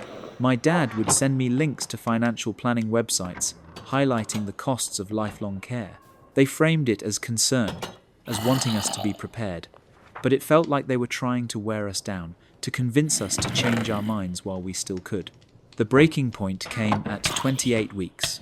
We were having a family barbecue at my parents' house. Sarah was showing now clearly pregnant, and she'd been excited to see everyone and talk about baby plans. My aunt was there with her kids, and she was gushing over Sarah's bump, asking about nursery themes and baby names. Sarah was glowing, talking about how we'd decided on Emma for our daughter's name. That's when my mum pulled my aunt aside. I couldn't hear the whole conversation, but I caught enough words like complications and difficult situation, and not what we expected. When my aunt came back over, the energy had completely shifted. She was still polite to Sarah, but the excitement was gone. Instead of asking about the baby, she started talking about the weather. I confronted my mum in the kitchen, asked her point blank what she'd said to my aunt. She got defensive, said she was just explaining the situation so people would know to be sensitive, that it wasn't fair to let everyone get excited about a baby that might not survive or might have serious health problems. I lost it, told her that Emma was going to be fine, that children with Down syndrome weren't tragedies, that her granddaughter deserved better than shame, and whispered conversations. My mum started crying, saying she was just trying to protect everyone from disappointment, that she loved us and wanted what was best for our family. I told her that what was best for our family was support, not sabotage. We left the barbecue early. Again, Sarah was quiet on the drive home, then finally said what we'd both been thinking. They're ashamed of her. They're ashamed of Emma, and she's not even born yet. That night, I made one of the hardest decisions of my life. I called my parents and told them that until they could accept and love Emma exactly as she was, they wouldn't be part of her life. My mom was devastated, said I was being cruel, that they were just trying to help, that they'd come around once the baby was born. I told her it was too late for that. That Sarah and I needed to protect our daughter from people who saw her as a burden or a mistake, even if those people were her grandparents. Emma was born healthy at 39 weeks. She's beautiful and perfect, and yes, she has Down syndrome. She's meeting her milestones.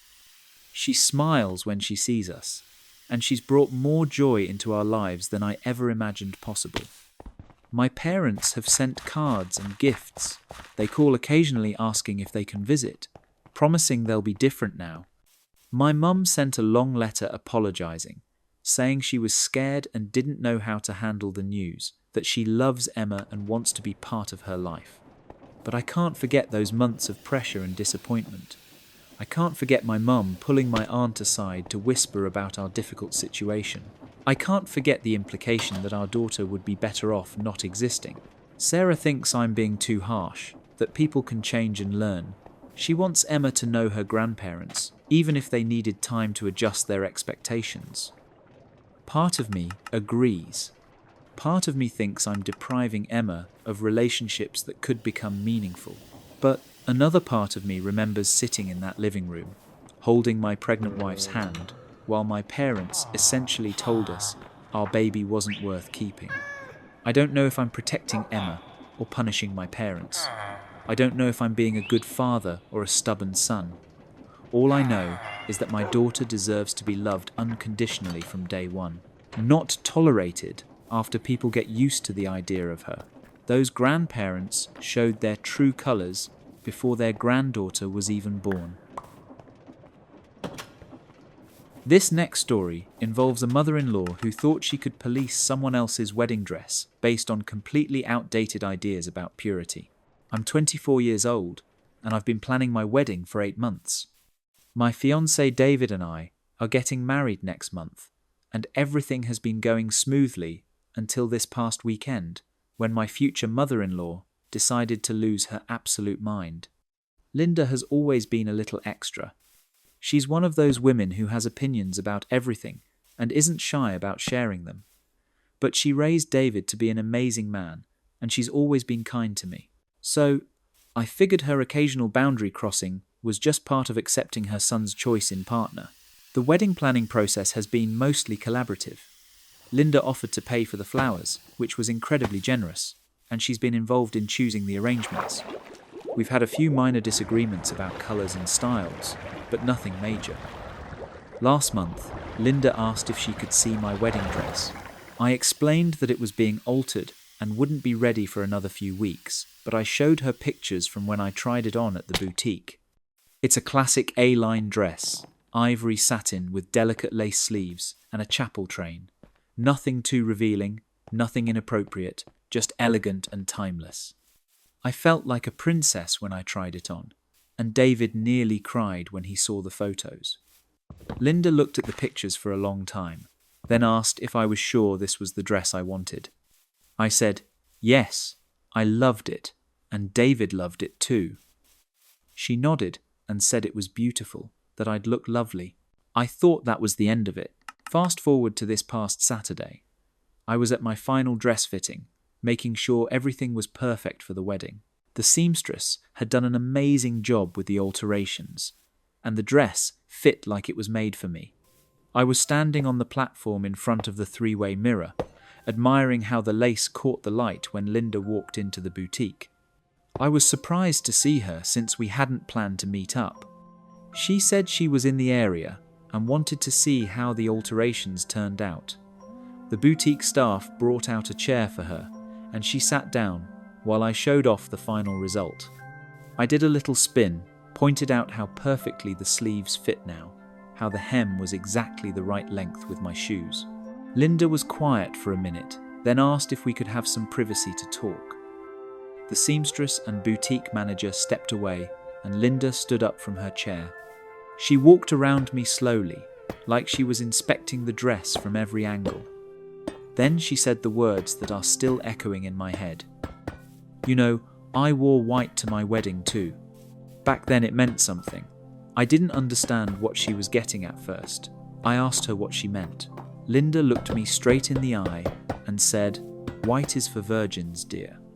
Maybe you should consider ivory or champagne instead." The room went dead silent. I could feel my face burning with embarrassment and anger.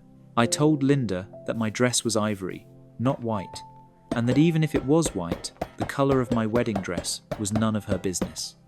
She shook her head and said she was just trying to help me avoid any awkwardness, that some of the older guests might have opinions about my choice to wear white when David and I had been living together for 2 years.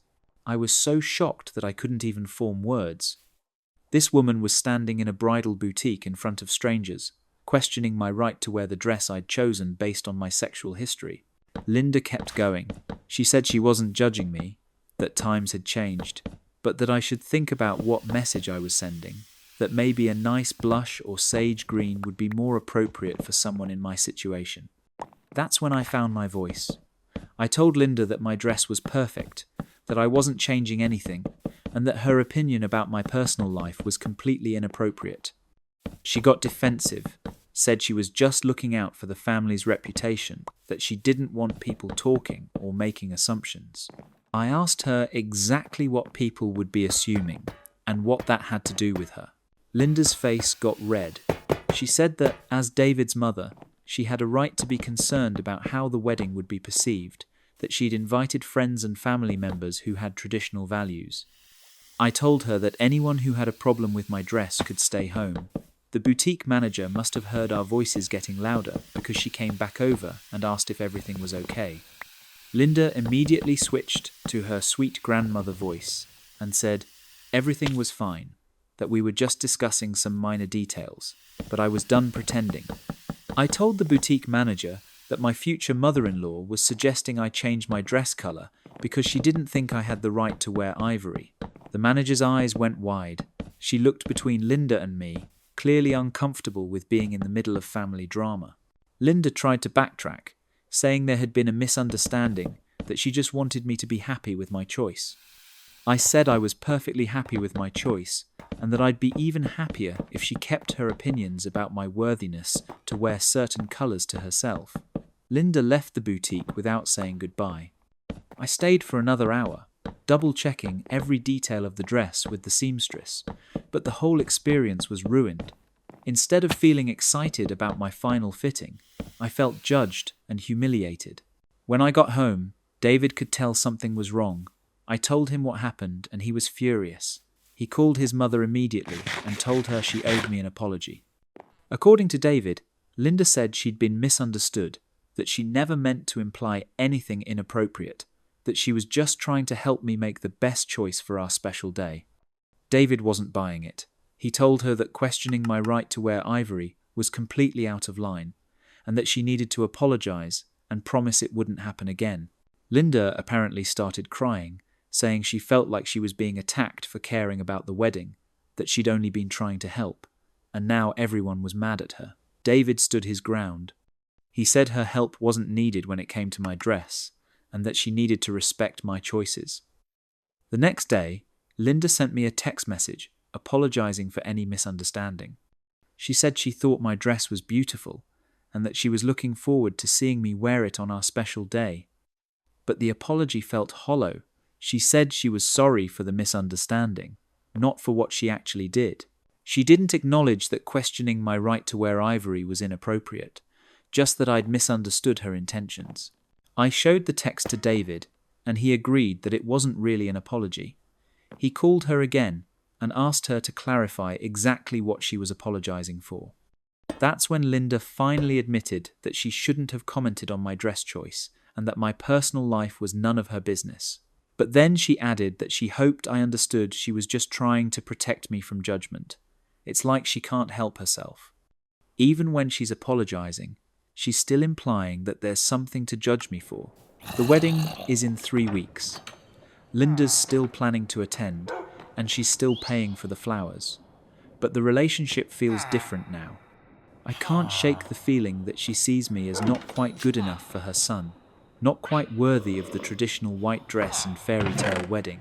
David is caught in the middle. He's furious with his mother, but she's still his mother.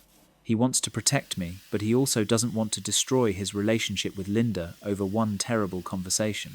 I keep going back and forth between wanting to uninvite her and wanting to prove her wrong by looking absolutely stunning in my ivory dress. Part of me wishes I'd just told her to mind her own business and walked away.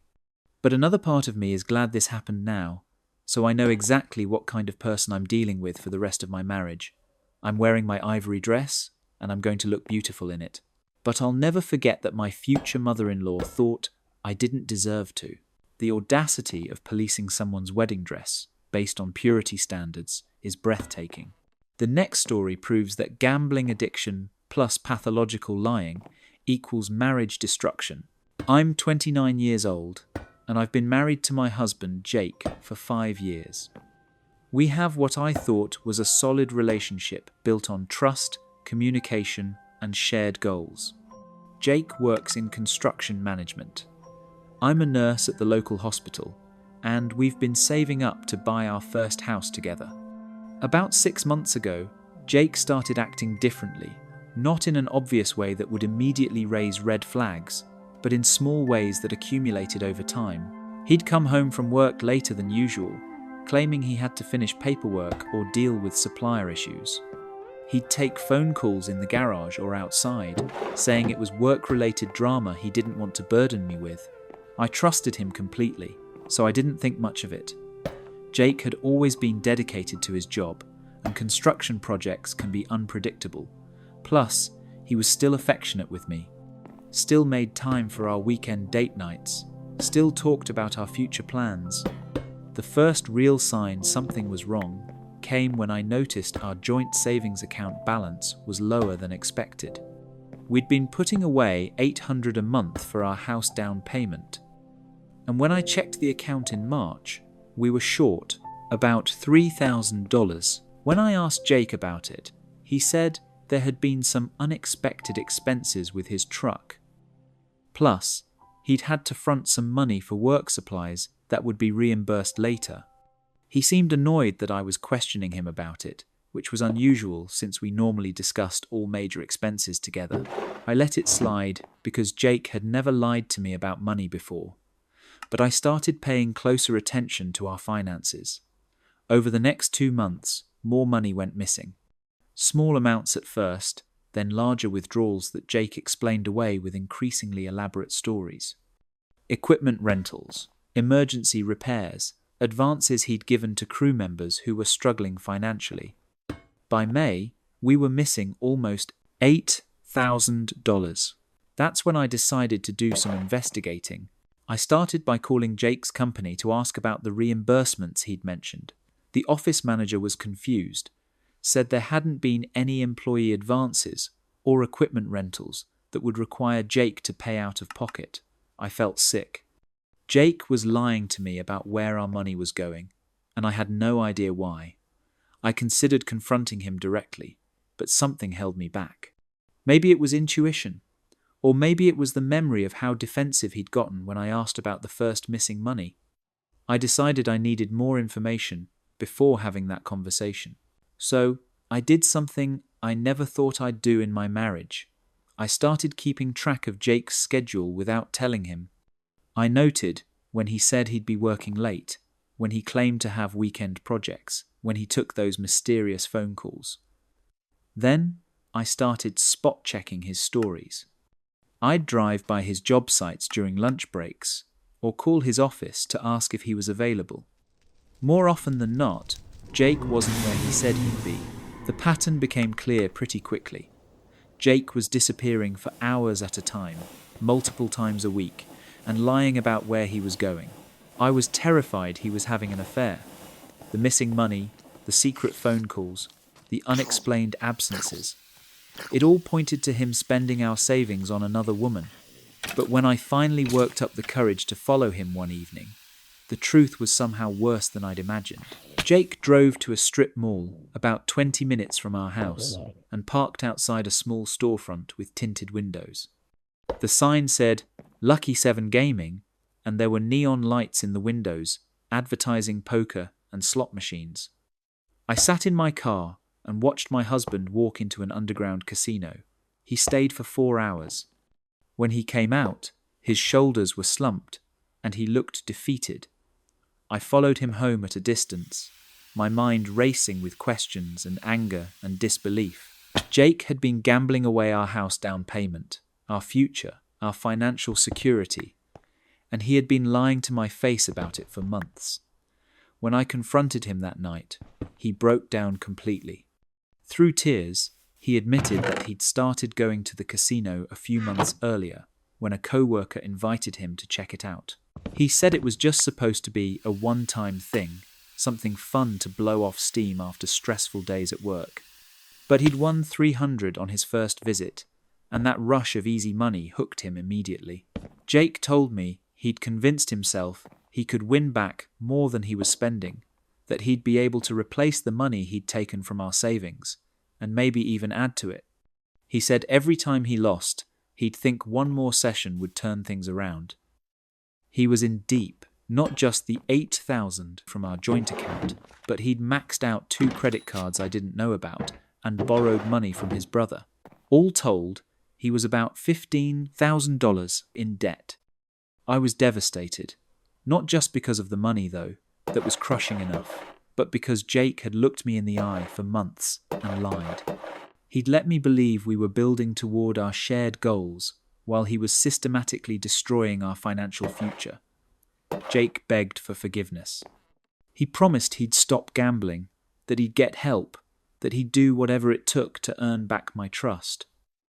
He said he'd been afraid to tell me because he knew how disappointed I'd be, and he kept thinking he could fix it before I found out. I told him I needed time to think. I spent that night at my sister's house trying to process everything. The next morning, Jake had already researched gamblers' anonymous meetings and made an appointment with a financial counselor. He'd also called his brother to confess about the loan and asked for help creating a repayment plan. He seemed genuinely remorseful and committed to making changes, but I couldn't shake the feeling that he was only sorry because he'd been caught. I agreed to try working through it, but with conditions. Jake had to attend GA meetings twice a week. We had to go to couples counseling, and I was taking over all our finances until he could prove he was trustworthy again. For the first month, things seemed to be improving. Jake was going to his meetings, participating actively in therapy, and being completely transparent about his whereabouts. He'd text me photos of where he was during his lunch breaks, call me when he left work. He even let me track his location on his phone. But then I found out he'd been lying about the extent of his gambling problem. I was organising our paperwork for the financial counsellor when I discovered bank statements for an account I didn't know existed.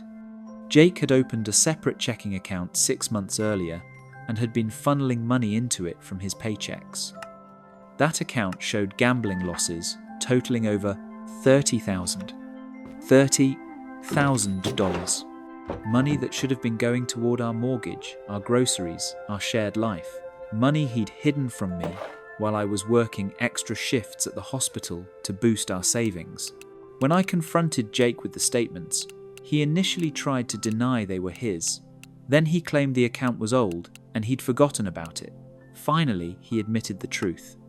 He'd been hiding the full scope of his addiction because he didn't want to lose me.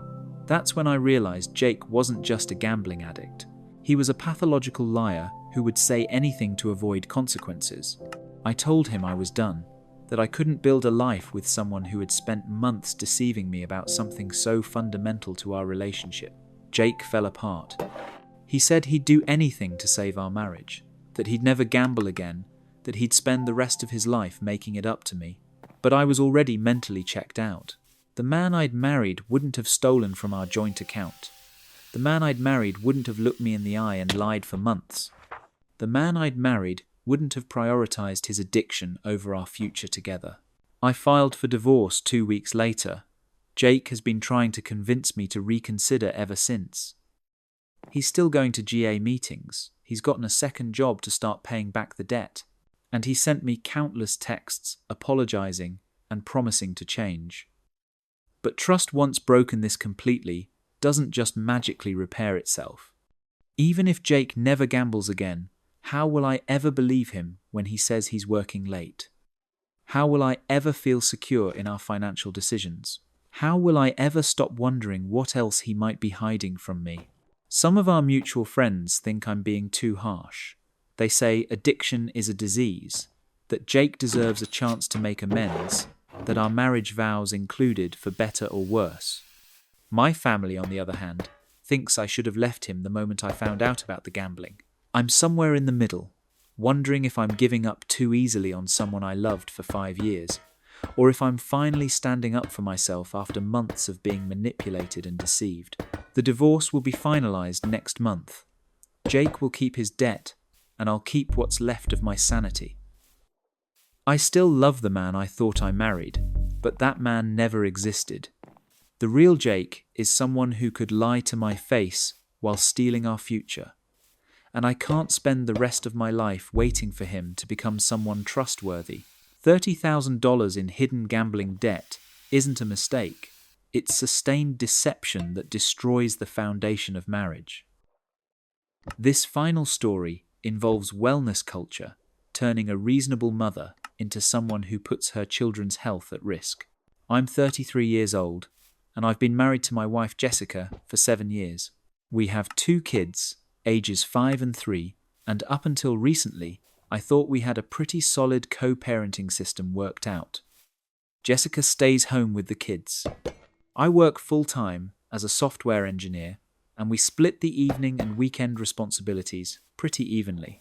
The issue started about 4 months ago when Jessica began what she calls her wellness journey. It began innocently enough with her joining a yoga studio and buying organic groceries. I was supportive because she'd been feeling stressed and overwhelmed with the kids, and if yoga and healthier eating helped her feel better, I was all for it. But then the wellness journey expanded. Jessica started following various Instagram influencers who promoted natural living and alternative health practices. She began buying expensive supplements, essential oils, and organic everything. Our grocery bill doubled seemingly overnight. I expressed some concern about the spending, but Jessica assured me these were investments in our family's health. She said she was learning so much about toxins in everyday products and how we could protect our children by making better choices. Then, she started making changes to the kids' routines without discussing it with me first.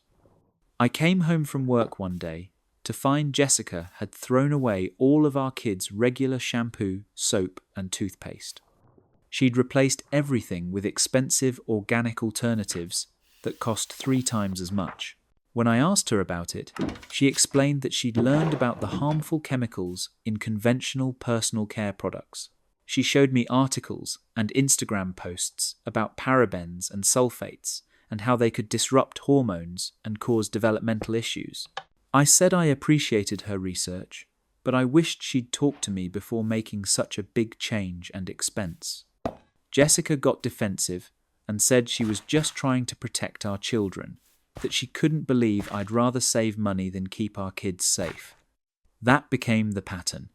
Jessica would learn about some new health concern from her online communities and immediately implement changes to our household without any discussion. Regular laundry detergent was replaced with an organic version that cost 4 times as much. She threw away our cleaning supplies and bought expensive all-natural alternatives. The kids' diets changed dramatically. No more regular snacks or treats. Everything had to be organic, non-GMO, and free from artificial ingredients. Their lunchboxes went from normal kid food to elaborate arrangements of organic fruits, vegetables, and specialty items that cost a fortune. Our 5-year-old started complaining that her lunch was weird compared to her classmates. She asked why she couldn't have the same crackers and fruit snacks as everyone else. Jessica told her that other parents didn't care about their children's health as much as we did. That comment bothered me, but when I brought it up with Jessica, she said she was just trying to teach our daughter to make healthy choices. She didn't understand why I had a problem with that. The breaking point came when Jessica decided to take the kids off their regular vitamins and give them a special supplement regimen she'd learned about online.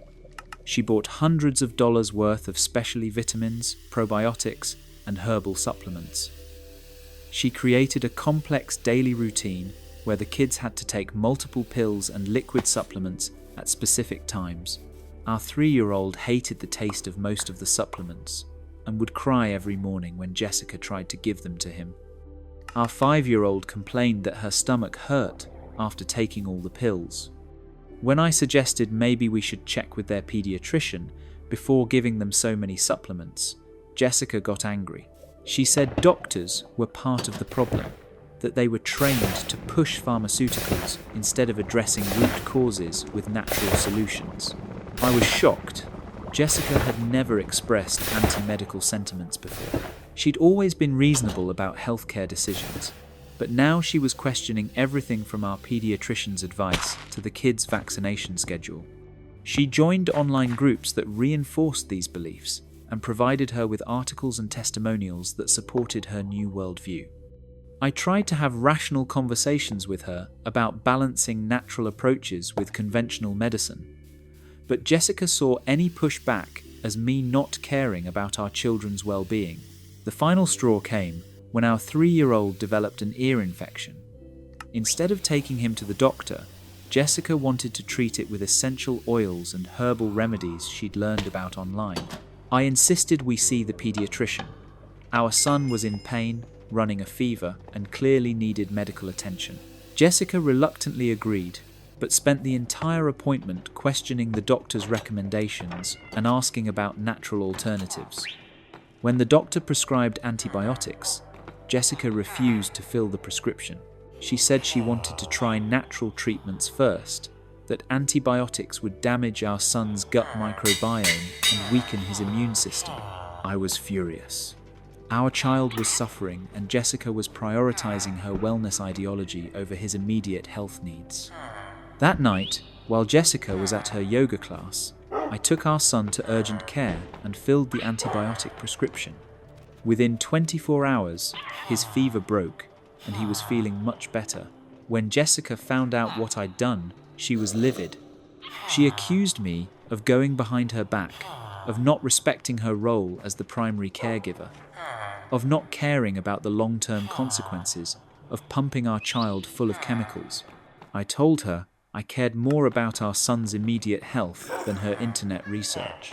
That seemed to be the wrong thing to say.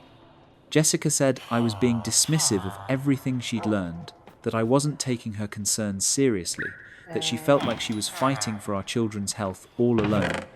We've been in this standoff for weeks now. Jessica continues to follow her strict wellness protocols for herself and tries to impose them on the kids when I'm not around. I've started keeping regular food and products hidden in my office, so the kids can have normal snacks and basic necessities. Our kids are caught in the middle. They don't understand why Mummy and Daddy disagree about what they can eat or what vitamins they have to take. Our 5-year-old has started asking if she's sick because Mummy gives her so much medicine. Jessica has suggested we see a naturopathic doctor who can help us find a middle ground. I've suggested we see a marriage counsellor who can help us communicate better about parenting decisions.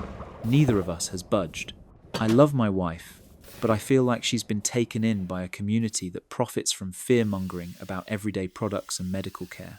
She's spending thousands of dollars on supplements and specialty items while questioning proven medical treatments. But Jessica sees me as someone who doesn't care about our family's health, who's willing to expose our children to toxins and chemicals because I'm too lazy or cheap to make better choices. We're at an impasse, and I don't know how to bridge this gap without one of us completely abandoning our position. The scary part is that Jessica's convictions are getting stronger, not weaker. The online communities she's part of reinforce her beliefs and provide explanations for any pushback she encounters. They tell her that resistance from family members is normal, that people who haven't awakened to these truths will try to hold her back. I'm worried about what happens next. Will Jessica start refusing medical care for the kids entirely? Will she pull them out of school because she doesn't trust the environment? Will our marriage survive this fundamental disagreement about how to raise our children? I never thought I'd be in a position where I'd have to choose between supporting my wife and protecting my kids from her well-intentioned but potentially harmful decisions. Right now, I'm doing both, and it's exhausting. Sometimes, protecting your kids means protecting them from the other parent's misguided attempts to help. Thanks for sticking with me through all these wild family sagas and relationship disasters. If you made it this far through the chaos, you're definitely my kind of person. The internet never runs out of people making questionable life choices, and I'll be here to share them with you. I work in a corporate office where we have a shared break room with several large refrigerators for employee lunches. For about 6 months, people had been complaining about missing food. Not just cheap sandwiches either, but expensive salads, gourmet leftovers, and specialty items that people had specifically brought from home or ordered for delivery. The thefts were getting bolder too. Someone would put their name clearly on a container, and by lunchtime, it would be gone. People started bringing insulated bags to keep food at their desks, but even that wasn't always safe. The lunch thief seemed to strike randomly, making it impossible to predict who would be targeted next. Management sent out multiple emails about respecting other people's property, but the thefts continued. Some people tried hiding their food behind other items or putting fake names on containers, but nothing worked. The thief was persistent and apparently had no shame about taking clearly marked food that belonged to other people. I became suspicious of Derek from accounting when I noticed he never seemed to bring lunch from home, but was always eating elaborate meals in the break room. When people complained about missing food, Derek would always express sympathy and outrage, saying how terrible it was that someone would steal from their co-workers. The confirmation came when I forgot my laptop charger and had to go back to the office late one evening. I saw Derek's car in the parking lot, which was odd since accounting usually left by 5:30. When I went inside to get my charger, I found Derek in the break room systematically, going through the refrigerators and taking containers of food. He had a large insulated bag and was carefully selecting the most expensive-looking items. When he saw me, Derek tried to claim he was just cleaning out old food, but several of the containers he'd taken had dates from that same day. Rather than confront Derek directly, I decided he needed to learn what it felt like to have his food stolen, but with a twist that would make the lesson more memorable. I started bringing special lunches designed specifically for Derek's theft habit. The first trap was subtle. I prepared what looked like an expensive gourmet pasta salad with beautiful vegetables and imported cheese. But I'd replaced the regular ingredients with alternatives that would create an unpleasant surprise. The pasta was normal, but the cheese was actually soap shavings that I'd carefully carved to look like expensive parmesan. The vegetables were real, but I'd soaked them in a solution that would make everything taste overwhelmingly salty. I made sure to package it in an expensive-looking container with my name clearly visible and placed it prominently in the refrigerator where Derek would be sure to notice it. Then I waited. Sure enough, by lunchtime my fake pasta salad was gone. About 30 minutes later, I heard Derek in the men's room making horrible retching sounds. When he came back to his desk, his face was pale and he kept drinking water and looking generally miserable. For my second trap, I prepared what appeared to be a delicious sandwich with premium deli meat and gourmet spread. In reality, the meat was thinly sliced soap that I'd coloured with food dye to look like turkey. The spread was a mixture of toothpaste and wasabi that I'd tinted to look like a fancy aioli sauce. Again, Derek took the bait. This time, the reaction was even more dramatic. I could hear him coughing and sputtering from across the office. He spent about 20 minutes in the bathroom and then went home early, claiming he had food poisoning. But my masterpiece was a fake sushi roll that took me hours to create. I used rice mixed with liquid soap for the base, cucumber for the vegetables, and carefully crafted imitation crab from more soap products. I wrapped it all perfectly and put it in an authentic-looking sushi container with soy sauce packets that were actually filled with hot sauce and vinegar. Derek couldn't resist what appeared to be expensive, fresh sushi. The results were immediate and spectacular. He bit into the fake sushi and immediately started making choking sounds. The soap made him foam at the mouth, while the hot sauce mixture burned his tongue and throat. This time, Derek couldn't hide what was happening. He was running around the office looking for milk or bread, anything to stop the burning and wash the soap taste out of his mouth.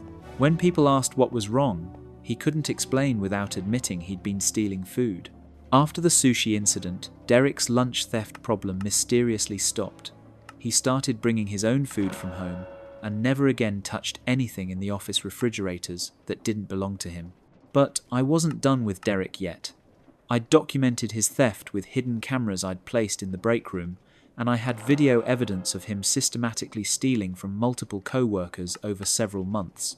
I compiled the footage into a presentation and shared it with management, along with an itemized list of everything Derek had stolen and the estimated value of the food he'd taken. The total came to over $800 in theft over 6 months. Derek was fired immediately. Management was horrified to learn that the lunch thief problem had been caused by an employee who'd been systematically stealing from his co-workers while pretending to sympathize with the victims. The best part was that Derek couldn't complain about the soap sandwiches and fake sushi without admitting he'd been stealing clearly marked food that didn't belong to him.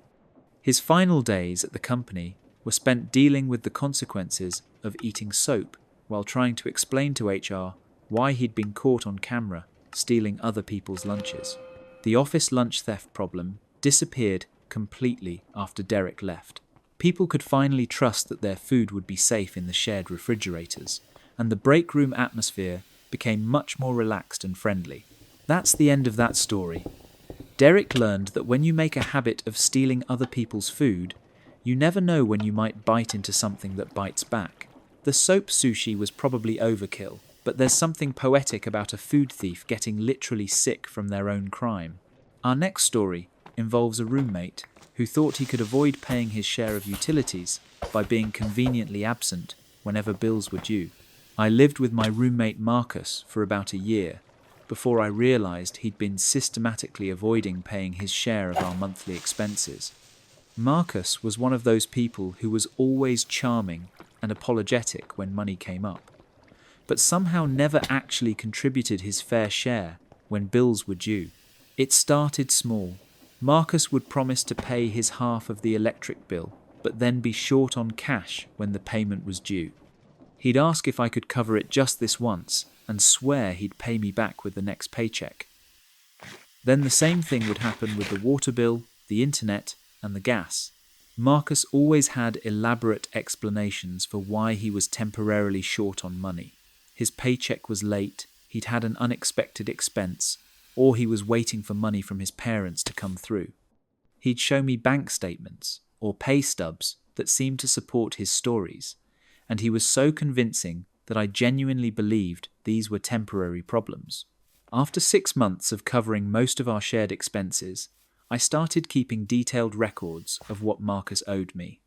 The amount was approaching $2,000, but every time I brought it up, Marcus would get defensive and remind me of times he'd bought groceries or paid for dinner when we went out together. The pattern became clear when I realized Marcus always seemed to have money for entertainment, new clothes, and expensive gadgets, but never had cash available when our shared bills were due. He'd buy himself video games and concert tickets, while claiming he couldn't afford his half of the rent. Things escalated when our landlord threatened eviction because the rent was consistently late. I'd been covering Marcus's portion to avoid damaging my credit, but I couldn't keep subsidizing his lifestyle indefinitely. When I told Marcus we needed to resolve the payment situation immediately, he promised to get caught up, but then left town for a week-long vacation he'd apparently been planning for months. That's when I decided Marcus needed to experience what it was like to live without utilities he wasn't willing to pay for. Since he'd been avoiding his responsibility for months, I thought he should learn what life was like when those services actually got cut off. I started by having the internet disconnected. Since Marcus worked from home part-time and spent most of his free time gaming online, losing internet access would immediately impact his daily routine.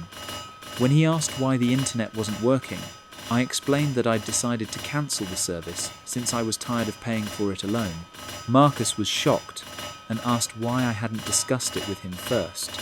I reminded him that I'd been trying to discuss utility payments with him for months, and that since he hadn't been contributing to the internet bill, I didn't think he'd be affected by its cancellation. Next, I arranged for the electricity to be transferred to a new account in my name only, but I had the power to the common areas, and Marcus's bedroom disconnected, while keeping electricity to my room and essential appliances. This required some creative wiring with the help of an electrician friend, but the result was that Marcus lost power to his room while I maintained electricity for cooking and basic needs.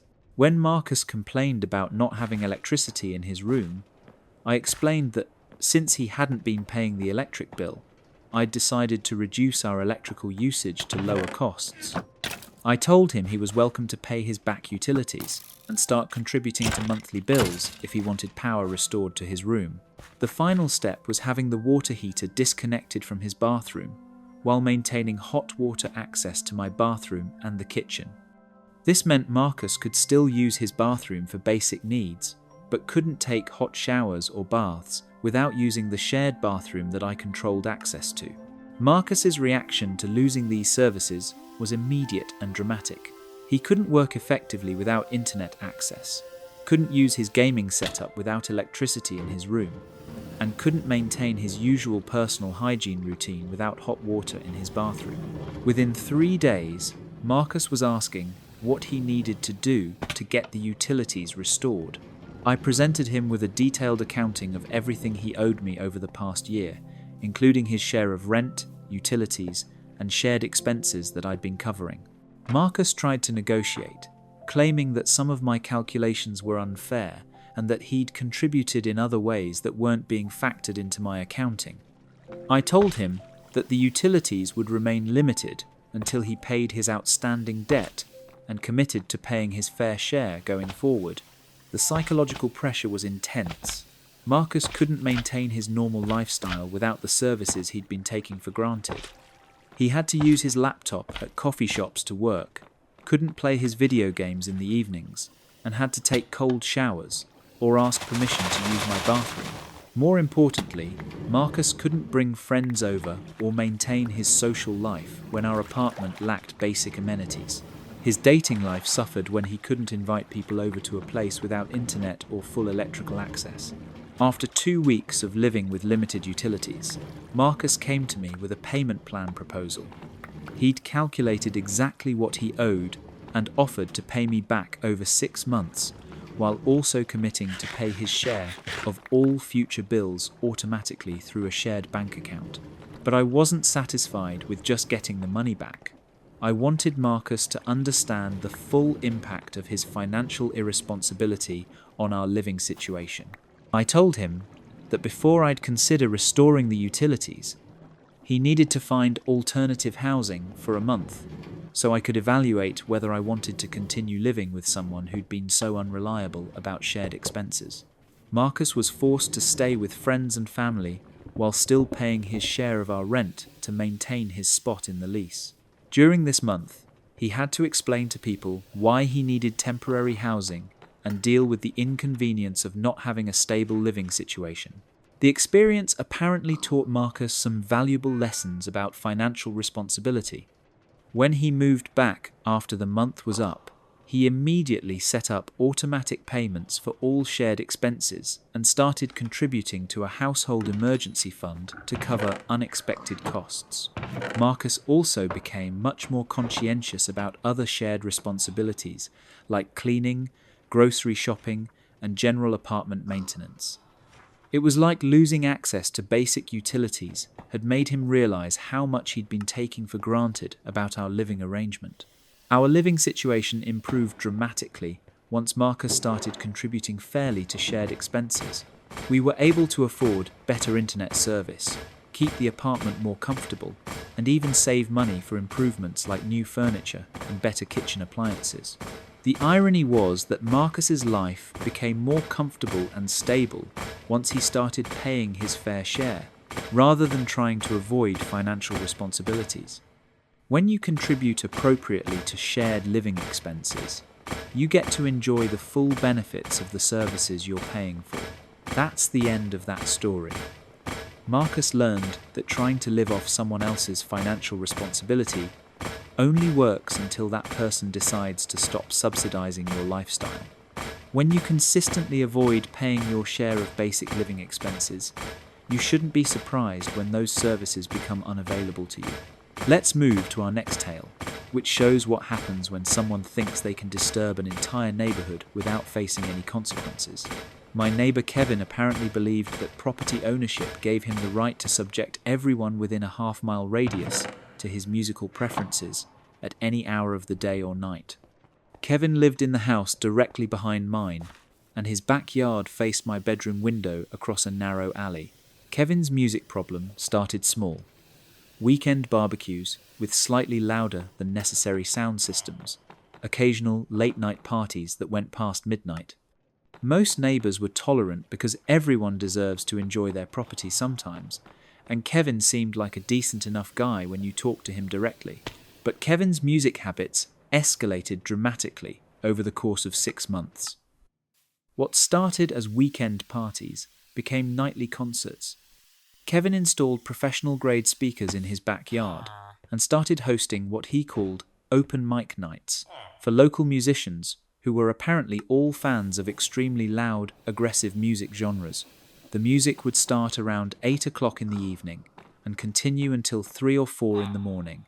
Kevin favored heavy metal, hardcore rap, and experimental electronic music that seemed designed to be as disruptive as possible. The bass was so powerful that it made the windows in my house vibrate and knocked pictures off my walls. I tried talking to Kevin politely multiple times. I explained that I worked early shifts and needed to sleep by 10:30 to function the next day. I mentioned that other neighbours had children who were being kept awake by the music. Kevin would always apologise and promise to keep the volume down, then continue doing exactly what he'd been doing before. The situation became unbearable when Kevin started hosting weeknight concerts. Tuesday, Wednesday, and Thursday evenings became just as loud and disruptive as weekends. Kevin claimed he was supporting local artists and building community through music. But what he was actually doing was making it impossible for working people to get adequate sleep. I called the police several times, but they were often too busy to respond quickly to noise complaints. When officers did show up, Kevin would temporarily turn down the music and act cooperative, then resume the loud concerts as soon as the police left. Kevin's attitude became increasingly arrogant as he realized there weren't immediate consequences for his behavior. He started making comments about how people who didn't appreciate music should move to quieter neighborhoods.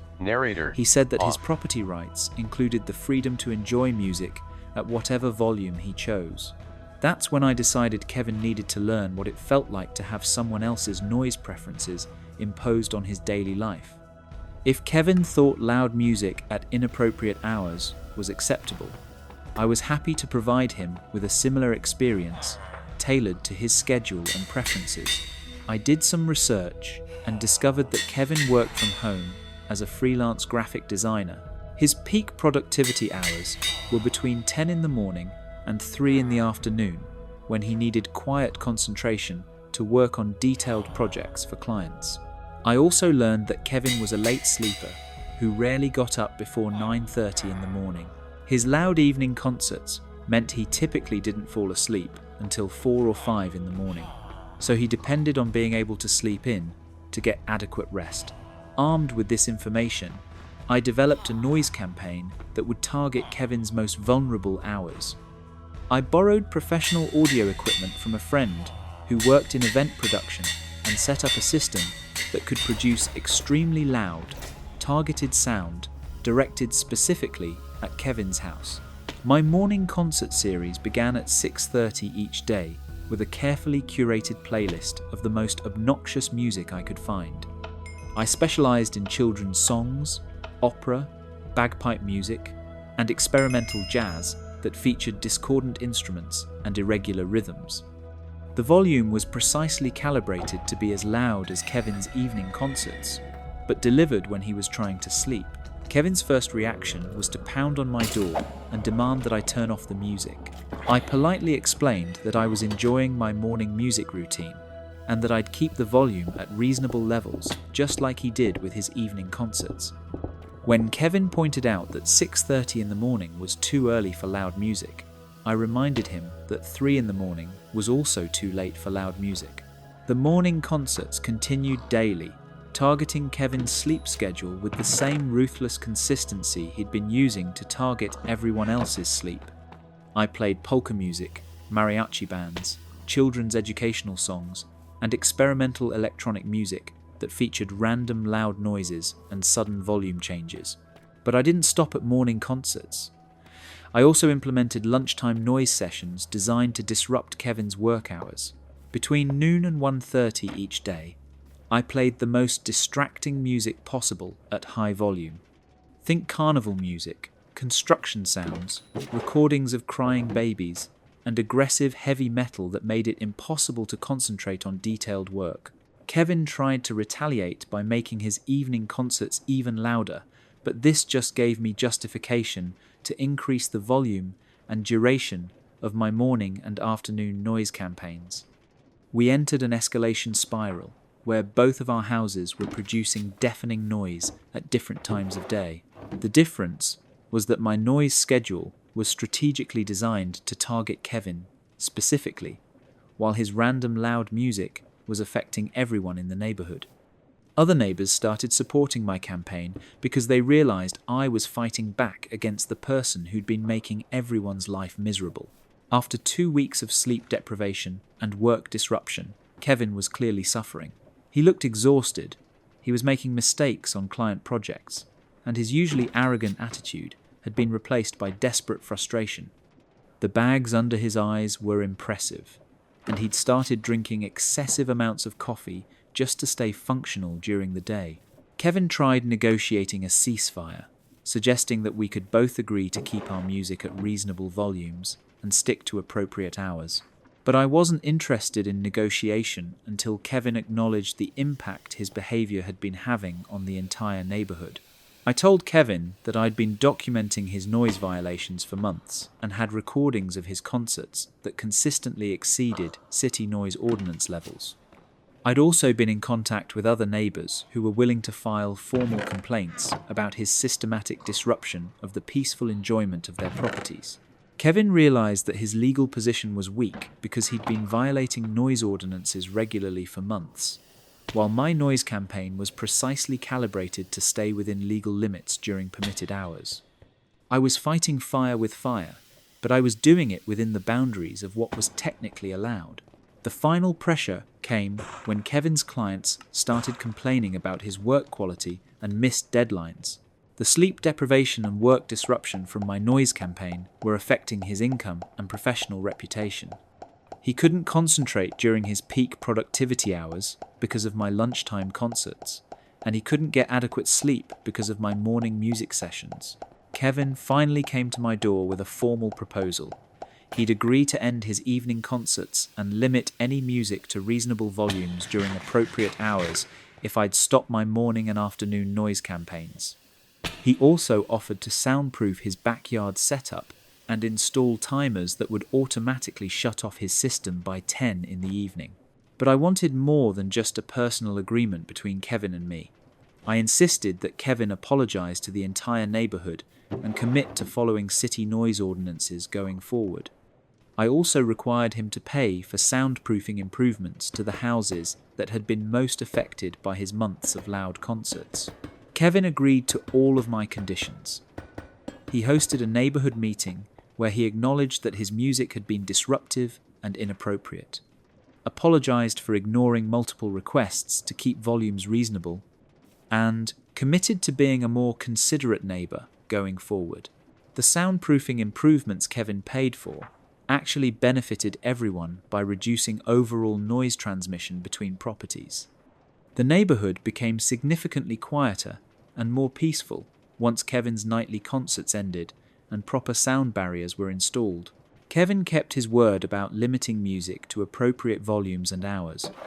His occasional backyard gatherings became genuinely pleasant community events rather than endurance tests for everyone within hearing distance. The experience taught Kevin that being a good neighbour requires considering how your actions affect other people. When you consistently ignore requests to be more considerate, you shouldn't be surprised when people stop asking nicely and start taking action to protect their own quality of life. That's the end of that story. Kevin learned that property rights don't include the right to make everyone else's life miserable with your personal entertainment choices.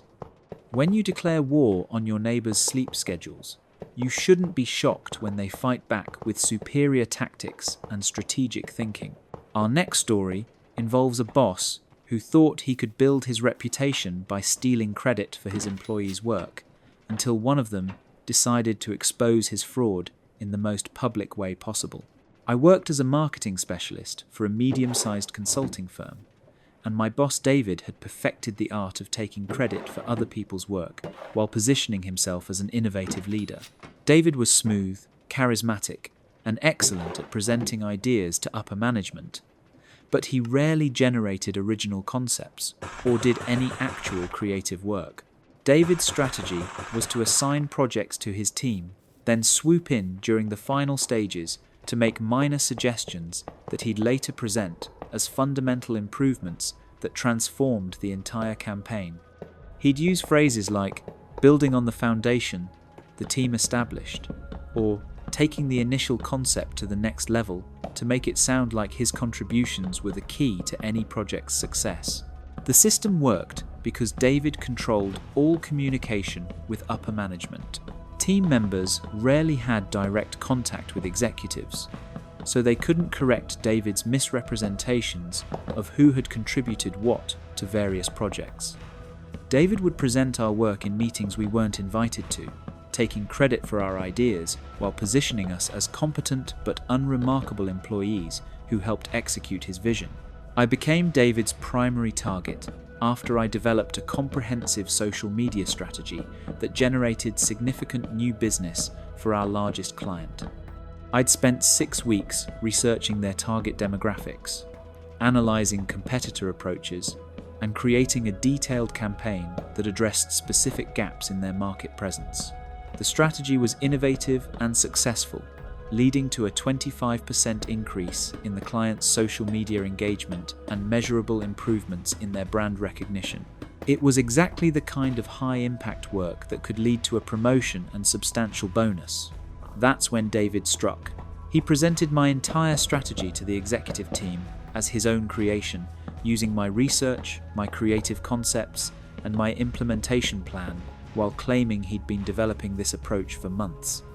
He described me as a capable team member who'd helped with research and execution, but positioned himself as the strategic mastermind behind the campaign's success. The executives were impressed, and David received recognition for what they called breakthrough thinking and innovative leadership. Meanwhile, I had to sit in team meetings listening to David accept praise for work I'd created, while being described as a supporting player in his visionary campaign. When I confronted David privately about taking credit for my work, he claimed that as my supervisor, all of my work was ultimately his responsibility, and that he'd provided the guidance and oversight that made my contributions possible. He said that in a team environment, individual credit was less important than collective success. David's theft of my work wasn't just insulting, it was strategically damaging to my career. The social media campaign was supposed to be my showcase project, demonstrating the kind of strategic thinking that would qualify me for promotion to senior specialist. Instead, it became evidence of David's leadership capabilities, while making me look like someone who needed significant guidance to produce quality work. That's when I decided David needed to learn what happened when someone stole work from a person who understood the difference between presentation skills and actual competence. If David wanted to take credit for strategic work he didn't understand, I was happy to give him exactly what he was asking for. I started developing what appeared to be a groundbreaking marketing strategy for our second largest client, a regional restaurant chain that wanted to expand their market presence. I made sure David knew I was working on something significant by leaving research materials visible, taking calls about the project where he could overhear, and mentioning to colleagues that I was developing a revolutionary approach that could transform how we handled restaurant marketing. The fake strategy I created was professionally presented and superficially impressive, but fundamentally flawed in ways that would only become obvious to someone with deep knowledge of the restaurant industry and current marketing trends. I included tactics that violated the client's budget constraints, proposed partnerships with competitors they'd explicitly rejected, and suggested messaging that directly contradicted their established brand identity. I made sure the fake strategy looked exactly like the kind of innovative thinking that would appeal to David's ego, while containing enough technical complexity that he wouldn't be able to understand the underlying problems. Without doing research, he was too lazy to attempt. As predicted, David took the bait. I could tell from his behavior that he'd accessed my files and was preparing to present my fake strategy as his own work. He started dropping hints about a major breakthrough he'd been developing, and scheduled a presentation with the executive team and client representatives for the following week. David's presentation began confidently. He was articulate and enthusiastic as always, and the initial reaction from the audience seemed positive. But as he got into the specifics of the strategy, confusion started spreading across the faces of the client representatives. The restaurant's marketing director was the first to speak up, She pointed out that the proposed budget was nearly 3 times what they'd allocated, and that several of the suggested partnerships were with companies they considered direct competitors. The regional manager noted that the messaging strategy directly contradicted brand guidelines they'd spent months developing. David tried to defend the proposal, but it became increasingly clear that he had no understanding of the client's actual needs or constraints. When pressed for details about his research process, he couldn't provide specifics. When asked about alternative approaches, he had no backup plans.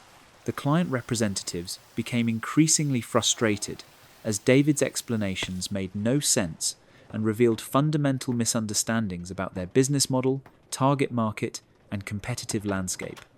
They questioned how someone who claimed to be an expert in restaurant marketing could propose strategies that were so disconnected from industry realities. The meeting ended with the client expressing serious concerns about our company's understanding of their needs and requesting that a different team be assigned to their account. The executive team was embarrassed and confused about how such a poorly researched proposal had made it to a formal client presentation. After the meeting, I was asked to stay behind. The executives wanted to know if I had any insights into what had gone wrong with David's strategy. I explained that while I couldn't speak to David's research process, I'd be happy to develop an alternative approach that actually addressed the client's stated needs and constraints. Within a week, I'd presented a real strategy that the client loved and approved enthusiastically. The contrast between my thorough, client-focused approach and David's disconnected proposal was stark and obvious to everyone involved. But I wasn't done with David yet. I'd been documenting his pattern of taking credit for other people's work for months, and I had evidence of multiple instances where he'd stolen ideas, research, and creative concepts from various team members. I compiled everything into a comprehensive presentation, showing David's systematic theft of employee work over the past year. I included timestamps on original files, email drafts that proved who had created various concepts, and documentation of meetings where David had presented other people's work as his own. The presentation was devastating. It revealed that David's reputation as an innovative leader was built entirely on stolen work from his subordinates. Every successful campaign he'd been credited with had actually been developed by team members who'd received no recognition for their contributions. David was terminated immediately. The executives were horrified to learn that their trusted manager had been systematically stealing credit from employees while misrepresenting his own contributions to company success. The investigation that followed revealed that David had been submitting other people's work for industry awards and recognition, claiming personal credit for achievements that belonged to his team members. Several employees came forward with their own stories of having their work appropriated and their contributions minimized. I was promoted to David's position with a substantial raise and formal apology from management for not recognizing my contributions sooner. The client account that David had nearly lost became one of my most successful long-term relationships. The best part was that David couldn't find another management position in our industry. Word spread quickly about his fraudulent practices, and other companies weren't willing to hire someone with a documented history of stealing employee work and misrepresenting his qualifications. David's entire professional reputation collapsed once people realized that his apparent expertise and innovative thinking had been stolen from the people he was supposed to be supporting and developing. That's the end of that story. David learned that building a career on stolen work is unsustainable when you eventually have to demonstrate actual competence. When you consistently take credit for other people's ideas, you better make sure you actually understand what you're claiming to have created. The irony is perfect. David's theft of my work gave me the perfect weapon to destroy his fraudulent reputation. Let's dive into our next tale, which shows what happens when someone thinks they can constantly disappoint their friends without facing any social consequences. My friend group had been dealing with Jessica's unreliable behavior for almost 2 years before I decided she needed to experience what it felt like to be excluded from something important. Jessica was one of those people who always said yes to plans, got everyone excited about group activities, and then cancelled at the last minute with elaborate excuses about why she couldn't participate. Jessica's cancellation pattern was predictable and frustrating. She'd enthusiastically agree to dinner reservations, concert tickets, weekend trips, and birthday celebrations, then text the group chat hours before the event with some crisis that prevented her from attending. The excuses were always dramatic enough to make you feel guilty for being annoyed, but they happened so consistently that it became clear Jessica was prioritizing other activities over her commitments to us. The cancellations were expensive and disruptive. When someone backs out of dinner reservations at the last minute, the remaining people have to split larger checks and deal with awkward group dynamics. When someone doesn't show up for weekend trips, their portion of shared accommodations and transportation still needs to be covered by everyone else. More importantly, Jessica's unreliability was affecting the entire group's ability to make plans. People stopped suggesting activities because they knew Jessica would probably cancel, which meant everyone was missing out on experiences because of her pattern of irresponsible behavior. I started keeping track of Jessica's cancellations over a 6-month period and discovered that she'd backed out of 14 out of 16 planned group activities. Her excuse catalogue included family emergencies, work crises, health problems, car trouble, and relationship drama that always seemed to occur at the most inconvenient possible timing. The pattern became obvious when I realized that Jessica's social media posts often showed her participating in other activities on the same days she'd cancelled plans with us. She'd cancel dinner because of a family emergency, then post photos from a concert she'd attended with different friends. She'd skip a weekend trip due to work obligations, then share pictures from a spontaneous beach day with her co-workers. Jessica was essentially using our group as a backup option. She'd commit to our plans to ensure she had something to do, then abandon us whenever something more appealing came along. She was treating our friendship like a safety net that would always be available when her preferred activities fell through. The breaking point came when Jessica cancelled her attendance at my birthday dinner just 3 hours before the reservation, claiming she had a family emergency that required immediate travel. I'd planned the entire evening around, including her, chosen a restaurant she'd specifically requested, and even delayed the celebration by a week to accommodate her schedule. The next day, Jessica's social media showed her at a music festival with people I'd never seen before. Apparently, her family emergency had resolved itself quickly enough for her to attend a multi-day outdoor concert that she'd never mentioned to any of us. That's when I decided Jessica needed to learn what it felt like to be consistently excluded from important social events. If she valued our friendship so little that she'd lie about emergencies to prioritize other activities, she should experience what it was like to not have our group as a backup option. I started by organizing activities without including Jessica.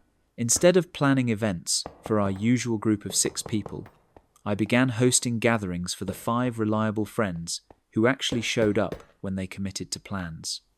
I didn't announce this change or make it obvious.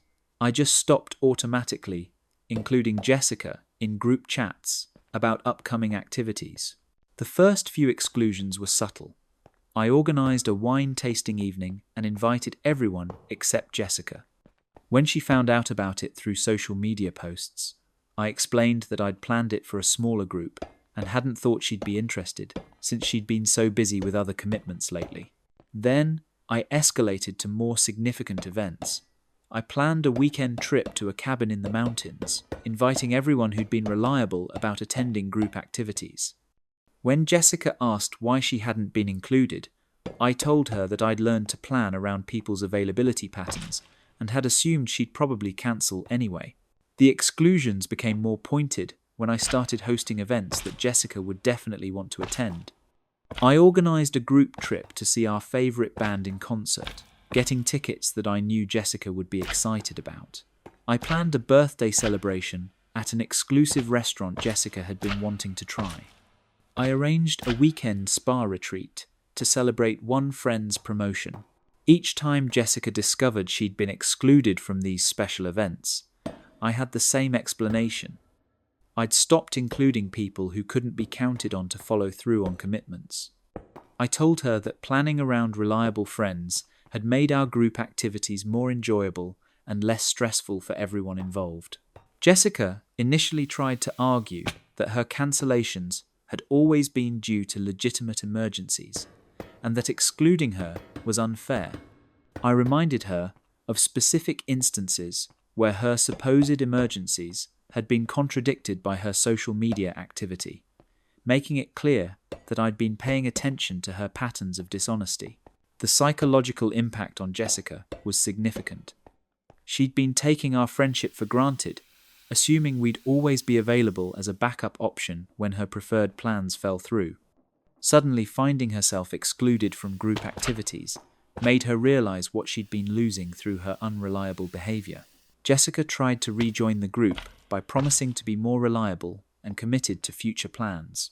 She offered to pay deposits for events to prove her commitment and suggested that we could implement penalties for cancellations to hold everyone accountable. But I wasn't interested in giving Jessica another chance to disappoint everyone. She'd had nearly 2 years to demonstrate that she valued our friendship enough to honor her commitments, and she'd consistently chosen to prioritize other activities over her obligations to us. Instead, I told Jessica that our friend group had evolved to include people who were genuinely committed to maintaining consistent social connections. I explained that her pattern of cancellations and dishonesty had damaged the trust that's necessary for planning group activities and maintaining close friendships. The exclusions became permanent when the rest of the group supported my decision to stop including Jessica in our activities. Everyone was relieved to be able to make plans without worrying about last-minute cancellations, and our group dynamics improved significantly once we were dealing with people who actually showed up when they committed to events. Jessica tried to maintain individual friendships with various group members, but most people had grown tired of her unreliable behavior and weren't interested in making separate plans that she'd probably cancel anyway. The final blow came when Jessica tried to organize her own social events and discovered that people were reluctant to commit to activities she was hosting. Her reputation for unreliability had made it difficult for her to gather groups for activities, since everyone expected her to change plans or cancel at the last minute. Jessica learned that social relationships require reciprocity and reliability. When you consistently prioritize other activities over your commitments to friends, you shouldn't be surprised when those friends stop considering you a priority in their social planning. The most satisfying part was watching Jessica realize that friendship isn't just about having people available when you need them, it's about being available when other people need you. Her pattern of treating us as backup options had cost her access to a social group that had genuinely cared about, including her in our activities. That's the end of that story. Jessica discovered that social relationships have consequences when you consistently demonstrate that they're not a priority for you. When you build a reputation for unreliability and dishonesty, people stop making space for you in their lives. Our final story involves someone who discovered their landlord was illegally withholding security deposits from multiple tenants and decided to organize a coordinated response that would make him face serious consequences. I rented a small apartment in an older building where the landlord, Mr. Patterson, had developed a systematic approach to stealing security deposits from tenants who moved out. Patterson owned several rental properties around the city and had apparently been running the same scam for years without facing any meaningful consequences. The pattern became clear when I started talking to former tenants who'd lived in my building. Every single person who'd moved out in the past 3 years had lost their entire security deposit, regardless of how well they'd maintained their apartment or how thoroughly they'd cleaned before moving. Patterson's strategy was sophisticated and designed to be difficult to challenge. He'd wait until tenants had moved out and were focused on settling into new living situations, then send them itemized bills for repairs and cleaning that allegedly exceeded their security deposits. The bills were always professionally formatted and included charges for things like deep cleaning, carpet replacement, wall repainting, and minor repairs that seemed plausible but were actually unnecessary or overpriced. Most tenants would receive these bills weeks after moving out, when they were already dealing with the stress and expense of establishing new housing. Patterson counted on people being too busy, too broke, or too intimidated to challenge his charges in court, especially since the amounts were usually small enough that legal action seemed impractical. I became suspicious of Patterson's practices when my upstairs neighbour Amy moved out after keeping her apartment in pristine condition for 2 years. Amy was obsessive about cleanliness and had even hired professional cleaners before her move-out inspection. But Patterson still charged her $800 beyond her security deposit for carpet replacement, wall repairs, and deep cleaning that were clearly unnecessary. When I examined the documentation Patterson had provided to Amy, several things seemed suspicious. The invoices were from contractors who charged significantly higher rates than market average for similar work. The before and after photos, Patterson claimed, showed damage were clearly taken in different apartments with different layouts and fixtures. Most importantly, some of the alleged repairs had timestamps showing they'd been completed before Amy had even moved out. That's when I started investigating Patterson's practices more systematically. I reached out to everyone I could find who'd rented from Patterson in the past 5 years and asked about their security deposit experiences. What I discovered was a pattern of systematic fraud that had been going on for at least a decade. Patterson was using the same fake invoices and staged damage photos for multiple tenants, sometimes claiming that several different people had caused identical damage that required the exact same repairs. He'd developed relationships with contractors who would provide inflated invoices for work that was never actually performed, essentially laundering his theft of security deposits through fake repair documentation. More seriously, Patterson was violating multiple housing laws and tenant rights regulations. He was keeping security deposits without providing proper documentation, making charges for normal wear and tear that legally couldn't be deducted from deposits, and failing to return deposits within the time frame required by state law. I realized that Patterson's scam was successful because he was targeting individual tenants who didn't have the knowledge or resources to challenge his practices effectively. But if multiple victims could coordinate their response and present evidence of systematic fraud, Patterson would be facing much more serious legal and financial consequences. I started by documenting everything about my own rental situation. I took detailed photos of my apartment's condition, saved all communications with Patterson, and researched my rights under local tenant protection laws. I also gathered contact information for every former tenant I could locate who'd been victimized by Patterson's security deposit theft. Then I organized a meeting for all of Patterson's victims to share information and coordinate a response. 12 people showed up, representing over $15,000 in stolen security deposits over the past 4 years. Everyone had similar stories of receiving elaborate bills for unnecessary repairs supported by suspicious documentation.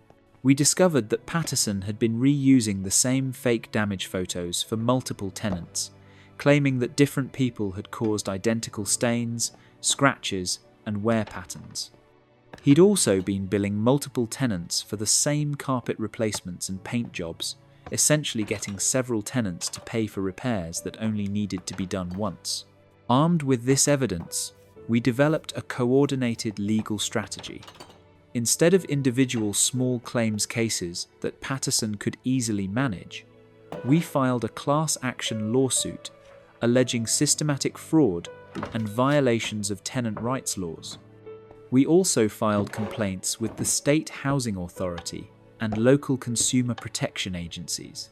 But the most effective part of our response was the public information campaign we launched to warn other potential tenants about Patterson's practices.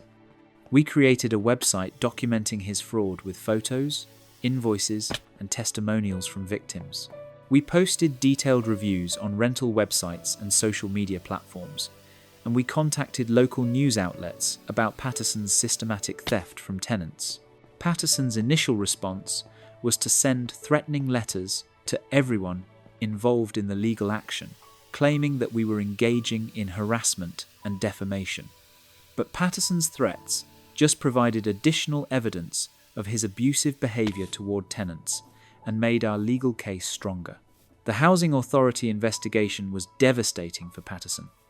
Inspectors found numerous code violations across his properties and confirmed that his security deposit practices violated multiple tenant protection laws.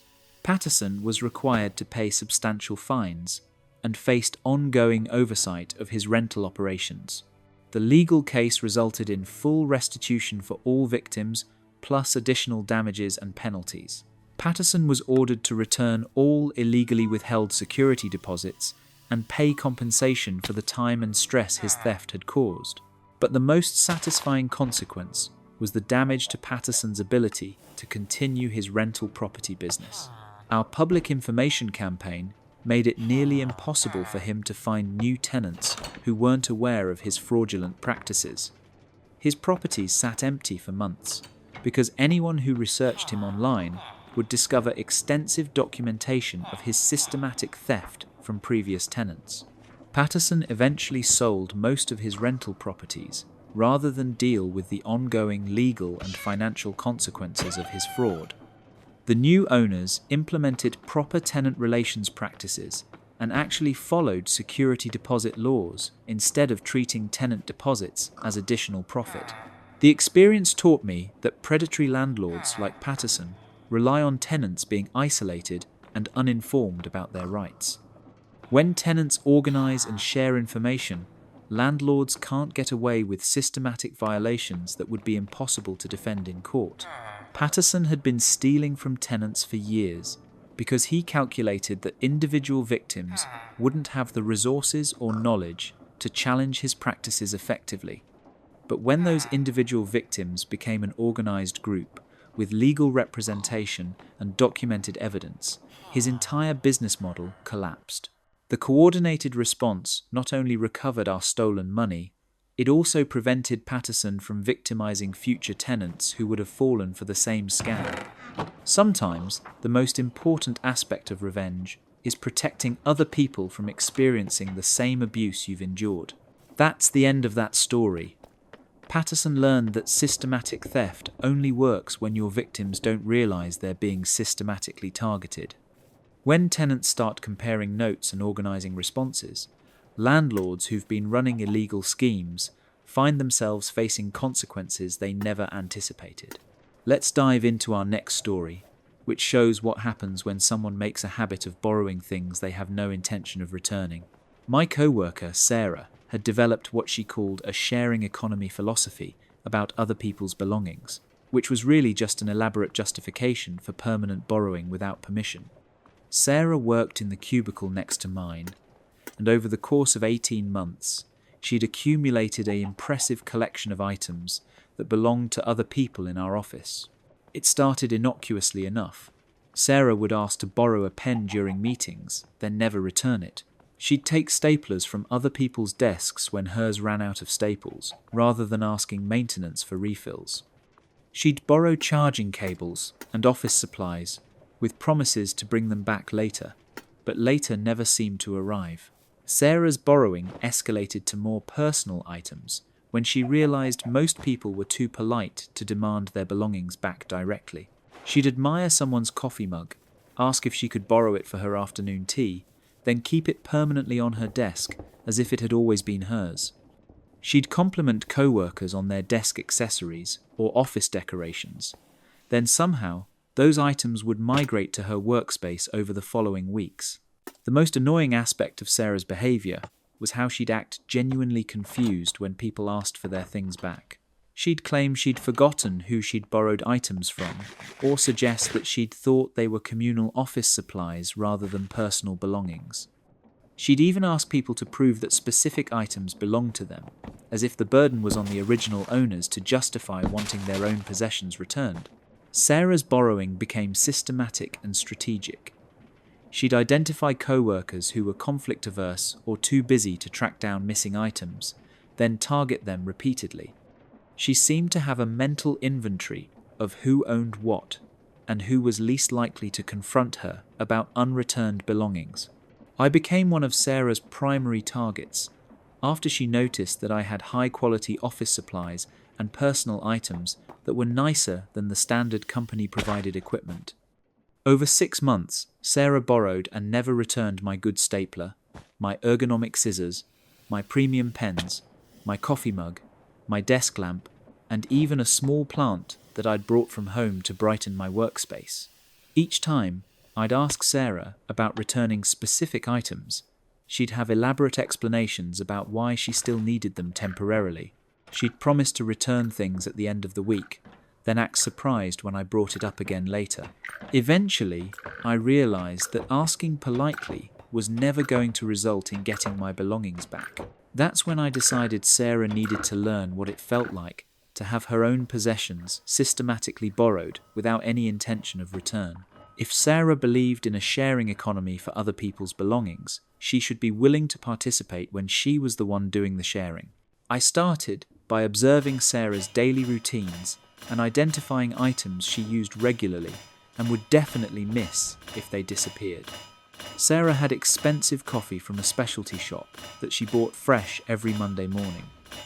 She had a collection of designer pens that she'd obviously invested money in.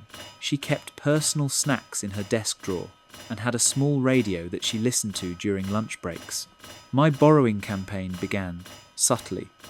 When Sarah stepped away from her desk, I'd borrow her premium coffee beans, taking just enough that she'd notice her supply was running low faster than expected.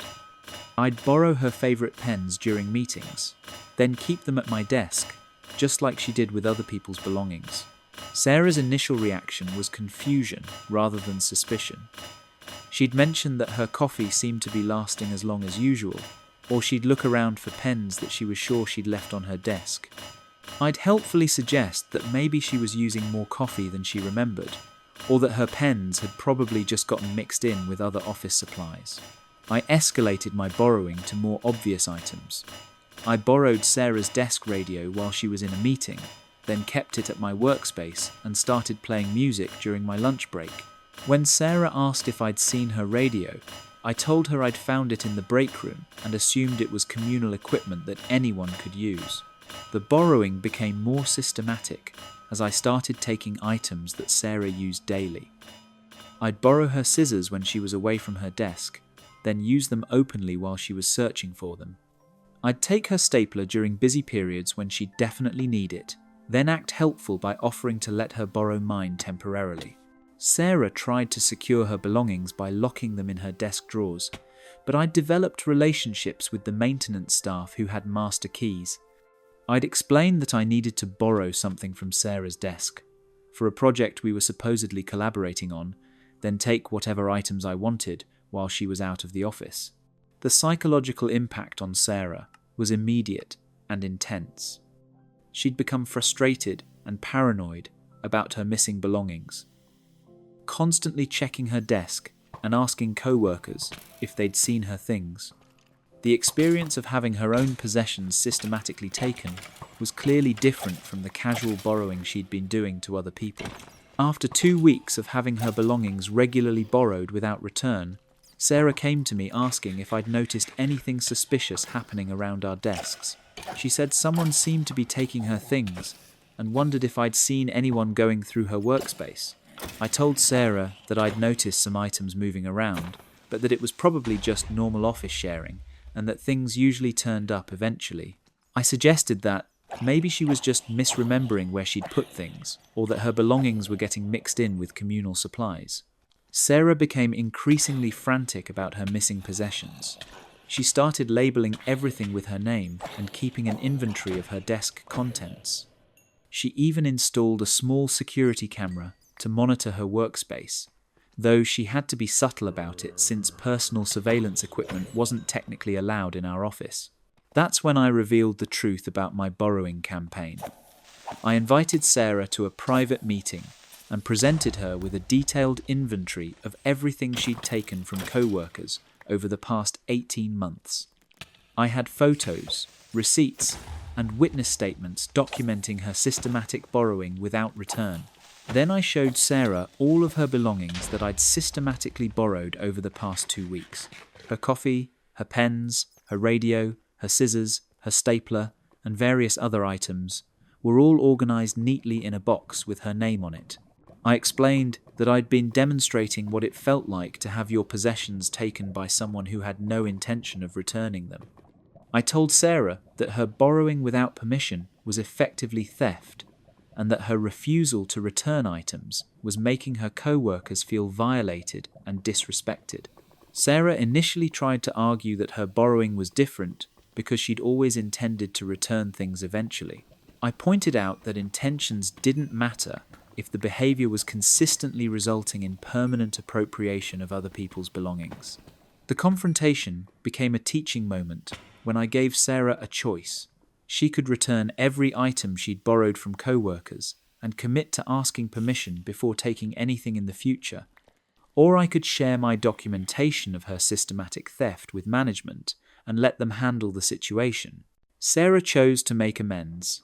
She spent the next week returning items to their original owners and apologizing for keeping things longer than appropriate. She had to replace several items that she'd damaged or lost, and she implemented a personal policy of asking before borrowing anything and setting specific return deadlines.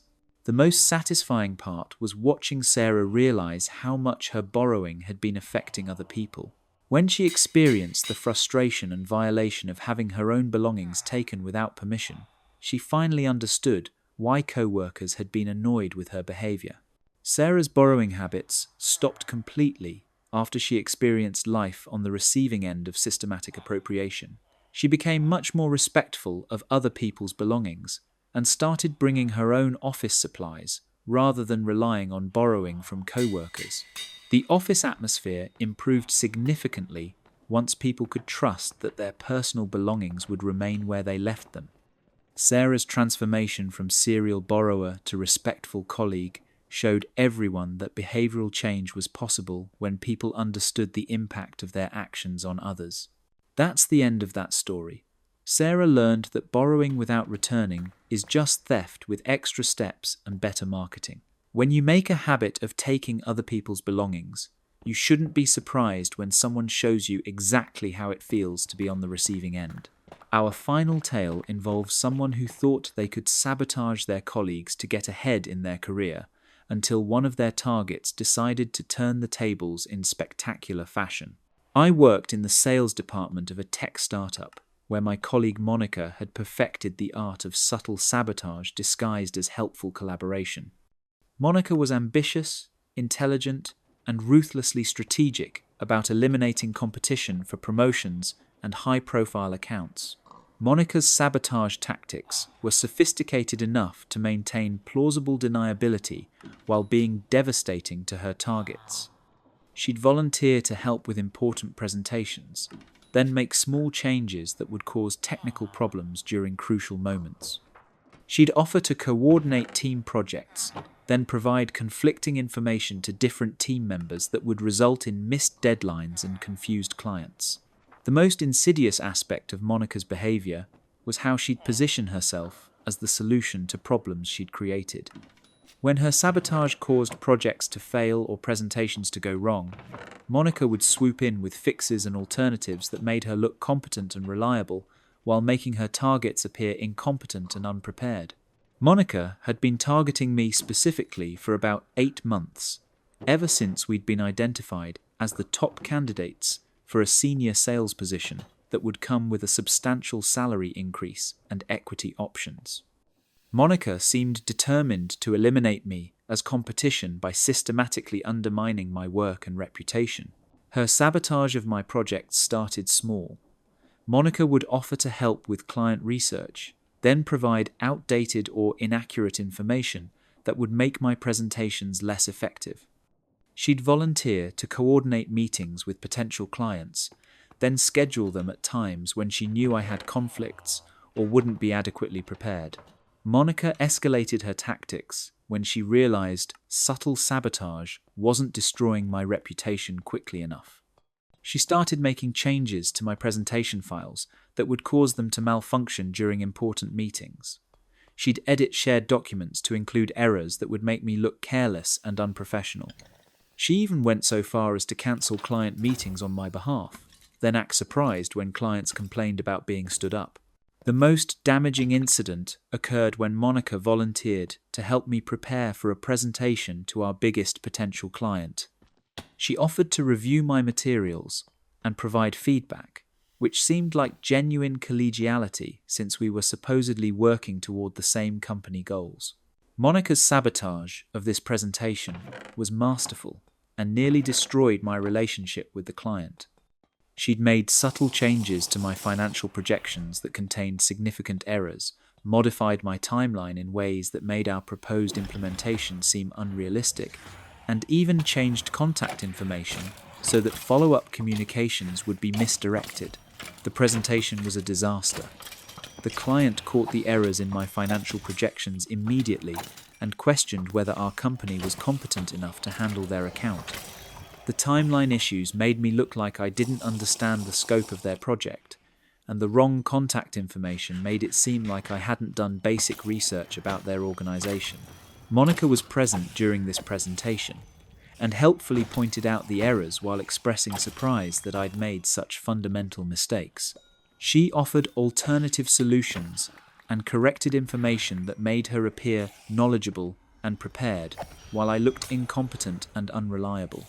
After the meeting, Monica privately expressed sympathy for my poor performance and offered to help me improve my presentation skills. She suggested that perhaps I was feeling overwhelmed by the pressure of competing for the senior position, and that maybe I should consider focusing on accounts that were more appropriate for my skill level. That's when I realized Monica had been systematically sabotaging my work while positioning herself as a helpful colleague who was trying to support my professional development. Her concern and offers to help were actually part of a calculated campaign to destroy my reputation and eliminate me as competition for the promotion. I decided Monica needed to experience what it felt like to have her own sabotage tactics used against her, but with superior strategy and more devastating consequences. If Monica wanted to play games with other people's careers, she was about to learn what happened when she targeted someone who could play those games better than she could. I started by documenting Monica's sabotage patterns and gathering evidence of her systematic campaign against me and other colleagues. I discovered that I wasn't Monica's only target. She'd been undermining several people who posed potential competition for advancement opportunities. But instead of reporting Monica's behavior immediately, I decided to set a trap that would expose her sabotage methods while demonstrating her incompetence when she couldn't rely on destroying other people's work to make herself look good. I created a fake project that appeared to be a major opportunity, but was actually designed to showcase Monica's sabotage tactics and her inability to succeed without undermining others. I let it slip that I was working on a presentation for a high-value potential client, and I made sure Monica knew enough details to make her want to interfere. The fake presentation I developed was professionally formatted and contained legitimate-looking content, but it was designed with built-in traps that would expose anyone who tried to sabotage it. I included tracking software that would log any changes made to the files, hidden backup versions that would reveal modifications, and even fake information that would only be problematic if someone tried to use it maliciously. As predicted, Monica took the bait. She offered to help review my materials and provide feedback, which gave her access to the files she needed to implement her sabotage tactics. But this time, every change she made was being documented and recorded by the tracking software I'd installed. Monica's sabotage of the fake presentation was comprehensive and followed her usual patterns. She introduced errors into financial calculations, modified timelines to seem unrealistic, changed contact information, and even added sections that would make me appear unprofessional and unprepared. But the trap was that there was no actual client presentation. Instead, I'd scheduled a meeting with our management team where I planned to present evidence of Monica's systematic sabotage campaign against multiple colleagues. The management presentation was devastating for Monica. I showed them the original version of my fake presentation alongside Monica's sabotaged version, with detailed documentation of every change she'd made and timestamps showing exactly when the modifications had occurred. More importantly, I presented evidence of Monica's sabotage campaigns against other colleagues over the past 2 years. I had tracking logs showing her unauthorized modifications to shared files, email evidence of her providing misleading information to team members, and even recorded conversations where she'd tried to coordinate sabotage efforts. The presentation revealed that Monica's apparent success had been built entirely on undermining other people rather than developing her own competencies. Every promotion she'd received and every account she'd won had been the result of destroying her colleagues' work rather than creating superior alternatives. Monica tried to defend herself by claiming that her modifications to files had been legitimate collaboration and that any problems with shared projects had been the result of miscommunication rather than deliberate sabotage. But the evidence was overwhelming and clearly showed a pattern of systematic interference designed to damage other people's work. The investigation that followed revealed that Monica's sabotage had cost the company several major accounts and had damaged relationships with clients who'd been frustrated by presentations that contained obvious errors and inconsistencies. Monica was terminated immediately and faced potential legal action for her deliberate interference with company business and client relationships. The management team was horrified to learn that someone they'd viewed as a high-performing employee had actually been systematically undermining the company's success. The senior sales position that Monica and I had been competing for was offered to me, along with a formal apology from management for not recognizing her sabotage earlier. Several other colleagues who'd been victims of Monica's tactics also received recognition and opportunities they'd been denied due to her interference. Monica's professional reputation in our industry was permanently damaged once word spread about her sabotage tactics. Other companies weren't willing to hire someone with a documented history of undermining colleagues and damaging client relationships. The most satisfying aspect of Monica's downfall was that she'd been defeated by her own tactics, turned back on her with superior execution.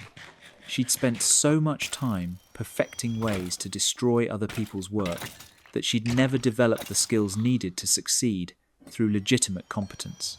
That's the end of that story. Monica learned that building a career on sabotage is unsustainable when you eventually encounter someone who's better at strategy than you are. When you make enemies by systematically undermining colleagues, you shouldn't be surprised when one of them turns your own methods against you with devastating effectiveness. And that's where we'll wrap up tonight's collection of revenge stories. These tales of perfectly orchestrated payback show us that patience, creativity, and strategic thinking often deliver the most satisfying justice. The best revenge stories aren't about cruelty or violence.